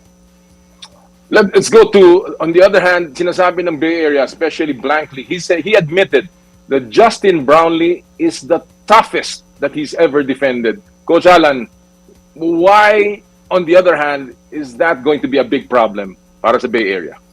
Well, we saw it in game number 5. They tried to double on JB, and that is exactly the reason why all of a sudden Stanley Pringle gave an A game, taking a lot of open three-point shots, and that was definitely that was something that Coach Tim Cohn was very ready with. So he knows his teammates. He knows what kind of basketball he's going to be playing here in the Philippines. Every time he's posting up, there is a mismatch. Every time he's taking three-point shots, you know that it's a very, very high percentage kind of a shot. And whatever kind of defense that the Bay Area will put against Kabayan Justin Brownlee, he knows kung paano siya ka-counter doon sa mga depensa na yun from Nolly. Binanggit na kanina ni Coach Ryan, and I'll stay with you, Coach Alan, yung keys for Ginebra for him. Ano ang keys para sa'yo for Ginebra to win this Game 7? Well, number one, we talked about how you're going to be defending against Miles Powell. You know, I already renamed him as Miles Power. You know, he is just so unpredictable. You know, dapat yan, yung ganung injury, hindi na makakalaro yun. That's a lot of pain. Yung weight niya, dinadala nung kanyang left foot injury, but still he's playing. You know, he's playing like you're looking at Steph Curry. You know, how do you stop him? How do you defend against a guy like him? Is, of course, what number one on the list of Coach Tim Cohn. And number two, you talk about two guys, maybe Zhu Songwei and Hayden Blankley. So you're talking about defense. Coach Ryan, ikaw naman, what is the keys for Bay Area to win Game 7? If they shoot well from the outside, it will be very hard to stop them because they play with a very, very good pace. They can penetrate. A lot of guys can also go inside and just score on a higher percentage. So what do you defend? What do you give up? You have to pick your poison. As far as Barangay Ginebra is concerned, they're not going to give up that three-pointer because that was 17 threes made by Bay Area Dragons, and they were able to control the tempo of the ball game simply because of their impeccable shooting from the outside. They shoot a two-point shot, Barangay Ginebra, and the counter is a three-point shot. So you do your math. Napakadali na makalamang itong Bay Area Dragons. They led by as much as 12 points in that game. They lost it in the fourth quarter. Barangay Ginebra was able to turn it around, leading by 7 points, as what I've mentioned earlier. But again, the three-point shooting of Miles Powell and even Hayden Blankley were exactly the reasons why they were able to bounce back and secure Game 6 victory. And that is why we're playing in a Game 7. All right. You know, there was a postponement. Ang Game 7 was supposed to be played yesterday, Friday, in the original schedule ng PBA. Coach Alan, who benefited from this? The PBA. Good answer. Well, number one, you know, the preparation, really getting tickets for just less than 24 hours would have been really terrible for our basketball fans. Number two, logistics. It's something that we have to talk about. No, we want the best possible kind of an arrangement for our fans to be able to watch that game in the Philippine arena. And we know that there are so many things that had to be considered. Yung distribution ng tickets, yung ating preparation for traffic, and of course, yung pahinga rin ng mga players going to game number 7. You would want to see them really fresh and with a lot of game and mental preparations going to a very, very tough situation in a game like that on Sunday. And of course, kagaya na sinabi ko kanina kila Abak at kay Homer, it's always good to have everyone in full strength in a Game 7. Ayaw natin yung merong excuses na pagod, may konting injury. We just want a great game on Game 7, and I think that will really help both teams. Coach Alan, you are Coach Ryan, you are a student of the game. Alam ko yan, kayong dalawa. Kahit si Brother Pato is a student of the game sa mga Gregorio, the kind of family. But, when you look at this series, it's been two grandmasters, super grandmasters on the bench. Gorjan, Cone, naglalaban. Coach Ryan, your learnings from these two great coaches in this series alone? Adjustments. And what is so obvious was the way Coach Tim Cone has been keeping in step. He always dictates the series, meaning he is always ahead. No team has lost back-to-back in this series. And Coach Tim won Game 1, Game 3, and Game 5. That means he always had an opportunity to close out the series, but the counter of Brian Gurjan. But what impressed me the most is, aside from the offensive concepts, aside from the way Coach Gurjan is playing mind games, even against the referees and all that, it's simply off the charts. But the way he positioned himself and he coached Game 5, he did not let Glenn Young play. He also did not give so many minutes to Zhu Songwei, only 16 minutes. Almost the bench in the entire second half. It is a concept wherein 1 step backward and 2 steps forward, because he wanted Game 6 with fresher legs. Glenn Young played 43 minutes in Game 6. Zhu Songwei also had an incredible amount of mileage, plus 14 in the minutes that he played, even if he turned the ball over 8 times. And with Miles Powell, he can utilize Duncan Reed and also big guy Chunzing, just for taller complement. So what you see is a grand master pitted against each other. Two great basketball minds, and it is just great basketball education for everyone. Everyone is indeed learning. Of course, Brian Gurjan said that he is also learning from us. So it's just a terrific two-way street. And with that, Coach Alan, ang tanong is, should we bring back this format again? A foreign team playing in the Commissioner's Cup every season? Yeah, definitely, Com. We have seen a lot of posts coming from our basketball fans, and a lot of them are really saying this has really helped the PBA in gaining a lot more interest, especially if you see that the series is a battle of great coaches like Coach Tim Cone and Coach Brian Gurjan. So my answer is, I wish, that we can do this kind of a conference format one more time.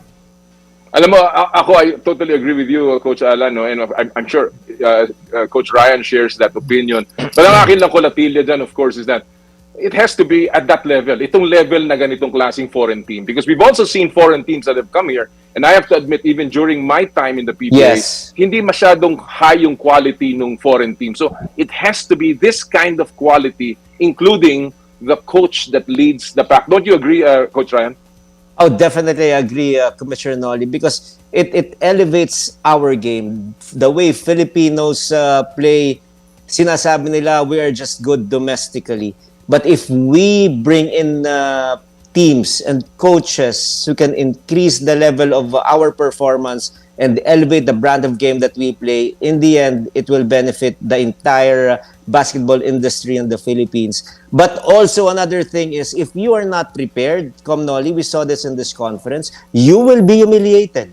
You will be beaten by 30, 40, and 50. So it's imperative for every team in the PBA to also enhance their manpower complement. Palakasin ninyo yung team ninyo. Correct. Kaya welcome sa akin talaga ito, Commissioner Coach Alan. I share the same sentiments and I hope na ganito pa rin ka-creative yung mga nagpapatakbo ng PBA at ganito pa rin ka-open-minded yung mga tagapamahala ng ating liga. Ito, so I guess I'm running out of time here. Ang dami nating gustong pag-usapan, but I want to ask this to end our discussion here, Coach Alan.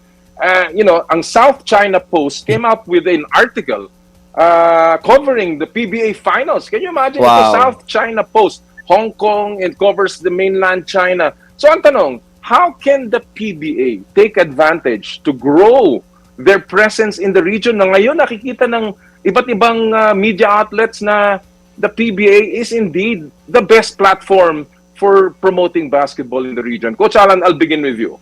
Well, when we started all of this, when we had Gilas, we were Gilas 1.0. We were traveling in all other countries, and we were promoting the Philippines, and we were promoting Philippine basketball. So here it is the other way around. We are promoting the PBA, not just the national team, and we are also promoting our culture. We are promoting sports tourism. The other day, there were 250,000 live fans coming from China, from Macau, and from Hong Kong. And we expect this to double in game number 7 because a lot of them are flying in tonight to be able to watch game number 7. And I know for a fact, because some of my friends from Bay Area Dragons are telling me they need tickets for their who are flying in, and some of them have already flew in last night to be able to witness game number 7. Good luck sa kanila to get if they can get their tickets. But Ryan, let me go. And I guess this is the final question. Again, the same thing, and I agree with Alan. This is just terrific. Can you imagine? May mga lumilipad to come in, over 300,000 watching us on live from outside the country. Yun nga ang tanong Ngayon na ganyan, and coupled with the fact that may mga umaalis na mga player. Again, hindi madami, but may mga umaalis na top-notch players from our leagues, no? How can we leverage this? Paano pa natin pwedeng i-take advantage ito na para talagang maging institutional na itong programang ito? It's a great showcase for the PBA and also for our country.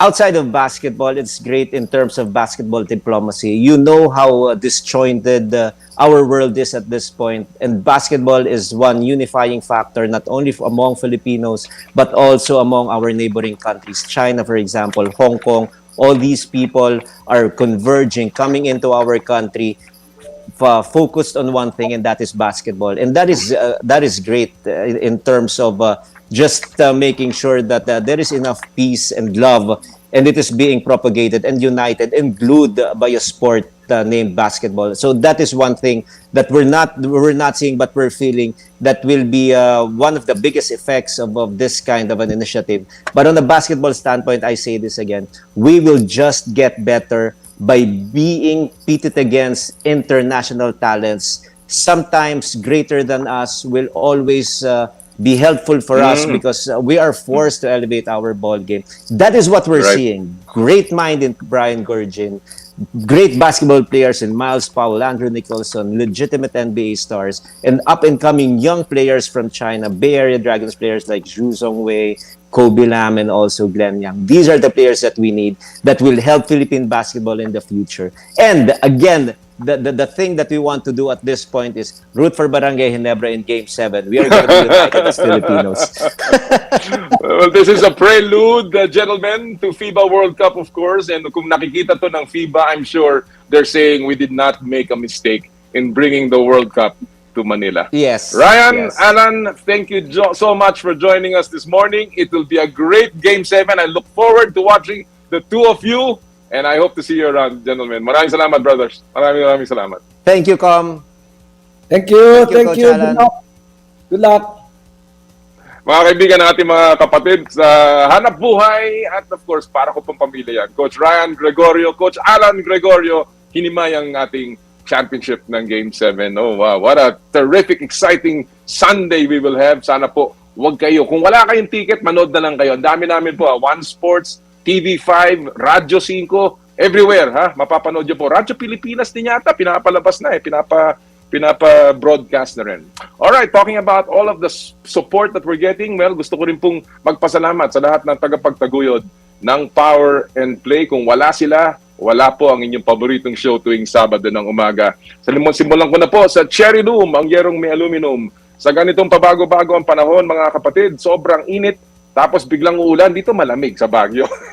Kailangan natin ng matibay at protektadong bubong. Dapat ang bubong ay yerong may aluminum. Kapag may aluminum, tsak na pang matagalan. At isa lang, ang alam kong dekalidad na yerong may aluminum, yan ang Cherry Room, tibay protektado sa pang matagalang yero. Cherry Room, ang yerong may aluminum. Thank you! Cherry Tiggo 8 Pro, how neat it is to have a 7-seater SUV that has a powerful engine, world-class safety standards, and the latest tech features. Bet you didn't know that the all-new Cherry Tiggo 8 Pro has all these features and more at a very affordable price range. Cherry Tiggo 8 Pro is equipped with a 1.6 turbocharged gasoline direct injection engine, an advanced driver assistance system, and 12 other safety features, including lane keeping assist, intelligent high beam control, and blind spot detection. The flagship Tiggo 8 Pro allows you more control of the wheel. What's great is you can also join the green revolution with Cherry Tiggo 8 Pro plug-in hybrid electric vehicle or PHEV. So book a test drive now via www.cherryauto.ph or visit a Cherry dealership near you. Thank you! Chooks to Go, ang nag-iisang manok ng bayan. Subukan ang kanilang pinakabagong oven roasted chicken na mas pinasarap dahil sa nag-uumapaw na flavorful chicken juice. Try also Chooks, their first dine-in restaurant ng Chooks to Go. Chooks to Go, ang nag-iisang manok ng bayan. Thank you! True Religion is in the Philippines, where passion meets power. Experience it firsthand. For your best style choices, visit True Religion at Conrad S. Maison Mall of Asia Complex, Resorts World Manila, and Hacienda Designer Outlet Silang Cavite. Visit also their newest branch at Grand Wing Newport City Resorts World Manila. True Religion, where passion meets power. Thank you! Joyride, ang bago ninyong kasundo. Magpadala with confidence kahit para sa negosyo o personal bulk deliveries man yan. Kayang-kaya yan i-deliver securely with Joyride. Try also the Joyride Taxi and the Joyride Car. For easy access around the metropolis, Joyride ang gamitin. So download the latest Joyride Super App now. Thank you! Elms Seafood Paluto, the latest offering of the Elms Resto Bar Group, located at Unit 2, ground floor, Calle Bistro, Ever Commonwealth, Quezon City.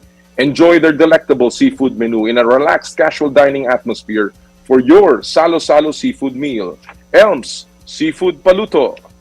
Skin, your face and body anti-aging center with branches at Alabang Town Center and Green Hills, San Juan.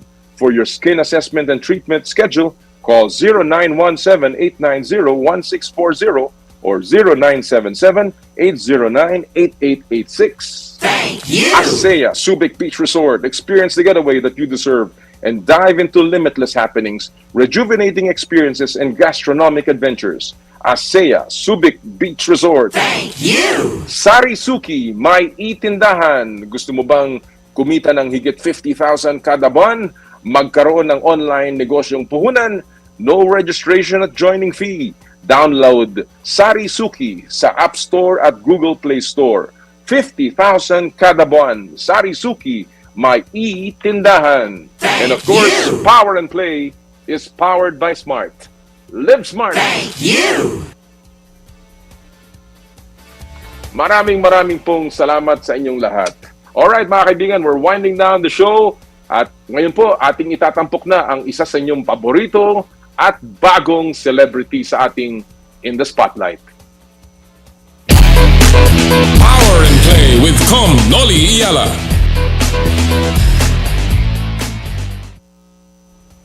Matagal-tagal din po tayo nawalan ng kampiyon sa boxing and kamakailan nanalo si Melvin Jerusalem ng ating first World Championship sa taong 2023 by winning the WBO Mini Flyweight Championship. Ito po ang ating itatampok sa In the Spotlight, the World Champion, Melvin Jerusalem. Po natin si Melvin Jerusalem, ang bagong WBO Mini Flyweight Champion ng mundo. Congratulations, Melvin! At salamat sa pagsama mo sa amin dito sa Power and Play. Thank you so much, sir. Thank you so much, sir. Good evening. Una-una, ano ba ang pakiramdam mo? Anong pakiramdam mo? At ikaw ngayon ang pinakabagong kampiyon at kaisa-isang kampiyon ng Pilipinas. Sobrang saya ko, sir, kasi hindi ko akalain na ganito yung mangyayari na maging world champion tayo. Nakuha namin ni Coach yung tagumpay. Alam mo ba na walang world champion nung ikaw ay lumaban? Kaya ito pa conscious ka ba doon na alam mong maaaring ikaw ang kauna-unahang world champion ngayong taon na to? Yes, sir. Alam ko, sir, na wala ng world champion, sir. Kaya sobrang excited ko, sir, na lumaban, sir. Yung kaba, wala na yung kaba, sir. Excited na yung grabe. Tinatahimik ko lang, sir, yung excited, sir. Kasi confident talaga ako, sir, na ang saya pakinggan na ako yung unang lalaban sa World Championship ngayong taon na ito. Oo. Hindi ka na pressure, ha? Walang pressure yun. Wala, sir. Alam ko, nung tinitingnan ko kasi yung yung mga laban mo, nakita ko doon na ito ang pangalawa mo lang laban sa labas ng bansa. Tama ba yun, Melvin? Yes, sir. O, yung dalawang World Championship, sir. Dalawang World Championship. Yung una mo sa Thailand, nung 2017, doon ka natalo for the WBC Strawweight Championship, no? Yes, sir. Ito una mo laban after that fight sa labas ng bansa, sa Japan pa. Hindi ka ba kinabahan, Melvin? Ito pagpunta mo sa Japan, unang-una, first time mo ba sa Japan? Hindi, sir. Bago ako lumaban doon, sir, pinatry nila ako ni Coach doon na mag-training na almost 1 month, sir, para makuha ko yung klima doon. Oo. Kasi malamig doon, So, medyo sanay ka na, kumbaga. Sir. Tapos yung nilabanan namin sa arena, napuntahan ko na rin pangalawa na, kaya nakita ko na yung lahat, yung gaano kalawak, ano yung kaganda yung venue. Kaya yun, excited lang ba yung nararamdaman ko. Oo, talagang preparado ka pala, no, Melvin, no? Oo, sir. Okay. 4 months kami nag-training ni Coach Mike, sir. Wala ka bang naging alinlangan, wala kang naging concerns bago nung laban? Halimbawa, yung mga judges, yung lamig ng Osaka, yung mga tao, of course, yung siyempre, puro ang mga nanonood doon puro kababayan ni Taniguchi. Hindi ka ba naging concerned doon? Doon sa Japan, sir, hindi ako natakot na abot ng round, sir. Dahil kung sa decision lang, kung makita talaga ng Japan na talo talaga yung boxing nila, parang hindi naman sila nadaya, sir. Pero kung patas-patas lang yun, talo talaga tayo. Kaya yun, sabi ni Coach Mike, di baling abot tayo ng round, basta panalo tayo every round. Kaya yun, hindi namin inasahan yung nangyayari, sir. So, ang pinaghandaan talaga ninyo, Melvin, kumbaga, buong 12 rounds. Talagang yun ang preparasyon ninyo. Yes, sir. Yung knockout, sir, wala yan sa isip namin, sir. So, nasurpresa ka ba? Nasurpresa ka na 2 rounds na si... Sobrang nasurpresa, sir. Oo. Bakit? Bakit sir, sobra talaga, sir. Hindi ko inakala na ganun yung mangyayari, sir. Pero yung nakatama sa kanya, sir, yun yung tinitraining namin ni Coach, paulit-ulit. Yun yung pinag-aaralan namin. Wala nang... Yes, sir. Tatlo lang yung suntok. 3, 2, ganun. Oo. Ulit-ulit lang, tapos timing. Yun yung ginagawa namin. Kasi yung kalaban, ganun din yung ginagawa. Kasi left-handed siya, tapos ako right. Sa maka-timing lang, sa makauna lang. Ganun, sir. So in other words, talagang napaghandaan niyo, napag-aralan niyo itong si Taniguchi at yung estilo yon saktong-sakto sa iyo. So kumbaga wala ka talagang kakaba-kaba na kumpiyansa ka na tatalunin mo si Taniguchi. Sa akin talaga, sir, hindi ko plano yung matamaan siya sa panga na matumba siya. Body shot talaga yung plano ko. Plano namin ni Coach kasi sobrang laki niya. Mahirapan na siya sa reduce. Kapag malaki na yung timbang mo kasi, yung tiyan mo, madaling masaktan na. Kaya yun, pero lahat naman training namin ni Coach. Kahit saan tumama, basta pinapaulit-ulit lang yung training namin. Ikaw ba, nahirapan ka sa timbang? Walang problema sa timbang, Melvin? Walang problema sa timbang, sir, na ano ka, under pa tayo, sir. Sa timbang Under nila. pa. Sa timbang namin, okay naman. Oo. Oo. Okay. Alam mo, malaking panalo to. Sino mga tumulong sa'yo, Melvin, dito sa biyahe mong ito, itong pagkapanalo mo ng World Championship? Maraming tumulong sa akin, sir. Lalo na sa mga sparring partner ko, sir. Sa Umida. Sino-sino Sila ang sparring partner mo? Mark Bisila, sir. Yung 108 pounds na number 1 sa world WBO. Mark Bisilis. Tapos si Aranita. Marami pa, sir. Marami pang mga boxers na tumulong sa akin para maabot ko tong World Championship. Siyempre, mga coaches mo at saka promoter mo, kailangan mo pasalamatan yan. Oh, yes, sir. Always yan sila, sir. Yung coach ko, manager, promoter. Sir. Oo. Well, maliban sa mga tumulong sa iyo sa training at yung mga kasama mo sa laban, sino ang mga nagsilbing inspirasyon para naman sa iyo, Melvin? Siyempre, yung coach ko, sir. Kasi kami yung nagtitraining. Siyempre, bigay ko rin sa kanya na magpursige ako para makamit namin yung maging world champion. Tapos yung manager ko, yung promoter, yung mga taong sumusuporta sa akin, sir. Yun yun, sir. Lalo na sa akin pamilya, sir. Ikaw ba may asawa ka? May asawa ka ba, sir? Melvin? Wala pa. Binata ka pa pala. Yung mga magulang mo, napanood ba nila laban? Yes, sir. Tuwang-tuwa sila, sir, sa sir, nangyari, sir. Very good. Sir. Okay. Paano yung premyo mo? Malaki bang tulong para sa pamilya, Melvin? Sakto lang, sir, kasi tayo challenger tayo. Tsaka tayo yung laban ko, kahit konti lang yan, yung packet talaga namin, yung World Championship, pagkuha lang namin ito, saka na yung pera. Saka na yung pera. Huwag muna tayo mag-isip ng pera kasi kung para sa atin yan, atin yan. Very good. Very good. Alright. Alam mo, hindi marami. Ikaw, bagamat ikaw ay veterano, 22 fights total, 20 wins, 2 losses, 12 knockout. Ngayon, ikaw ay 28, magbe-birthday ka na sa Pebrero, di ba? Sa Pebrero 22 ba ang birthday? Yes, sir. Oo. 29 na, sir. Magti-29 ka na at saka napakaganda ng pasok ng taon para sa iyo. Pero siyempre marami pa rin gusto makakilala sa iyo. Kaya gusto ko man nang magtanong, paano ka ba nagsimula sa boxing, Melvin? Nagsimula ako sa boxing, sir, doon sa amin, sir, sa Manolo Portage, Bukid noon.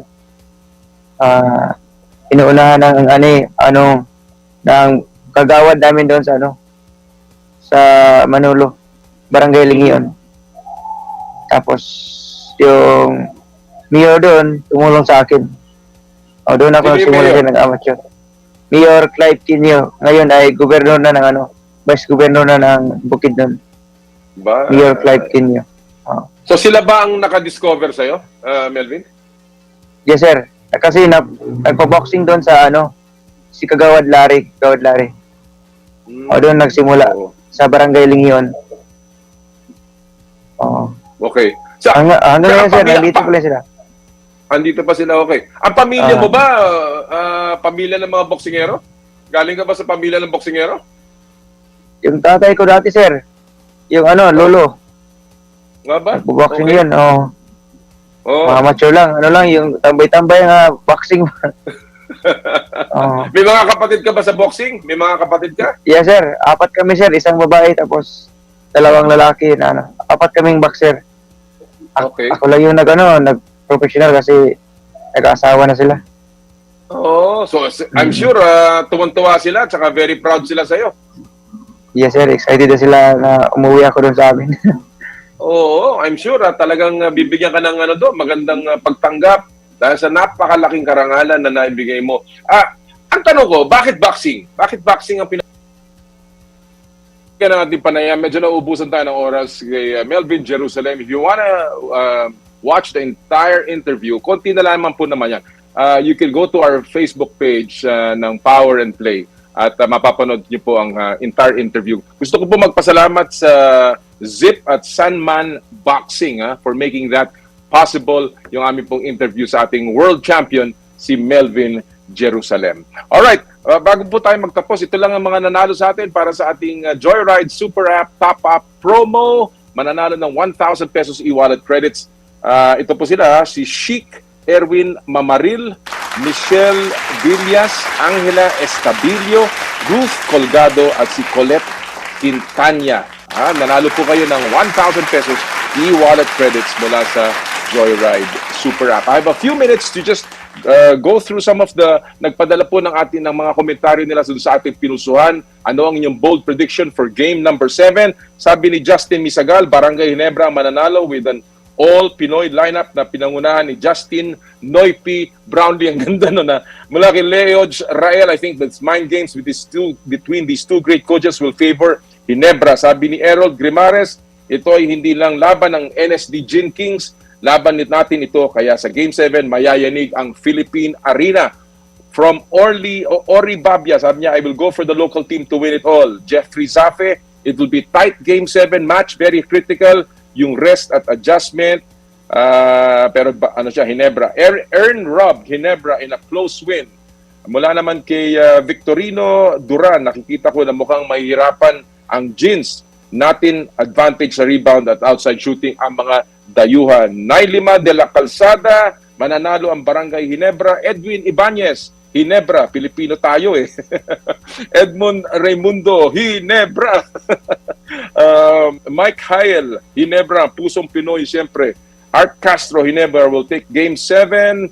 At marami pa pong iba. Si Mark Jerry June Kagula, Bay Area Dragons ang kanya, no? But most of it, 99% ay Ginebra. Of course, it will be a terrific series. Marami po salamat sa lahat ng nagpadala ng inyong mga komentaryo sa Facebook at sa Twitter. Thank you so much for all your support.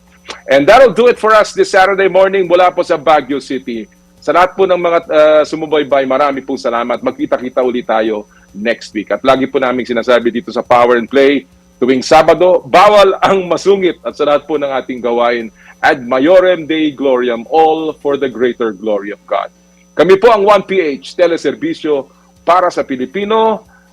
Happy Sports Weekend mga kapatid. More power, more play.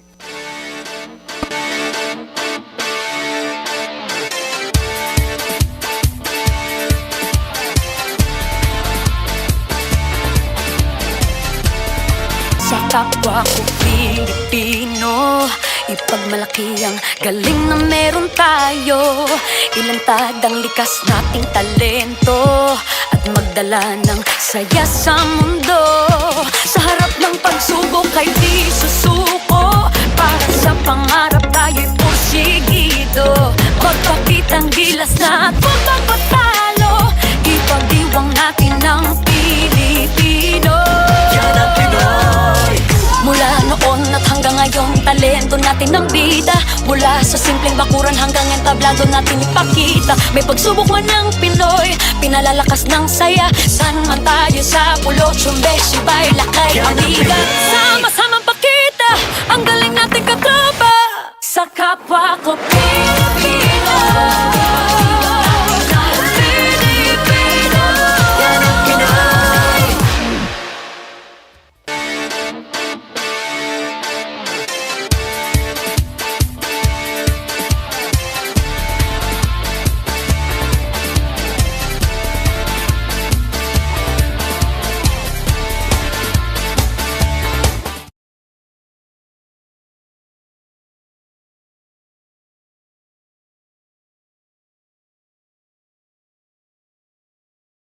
Inay ko po, Sabado, alas 10 ng umaga.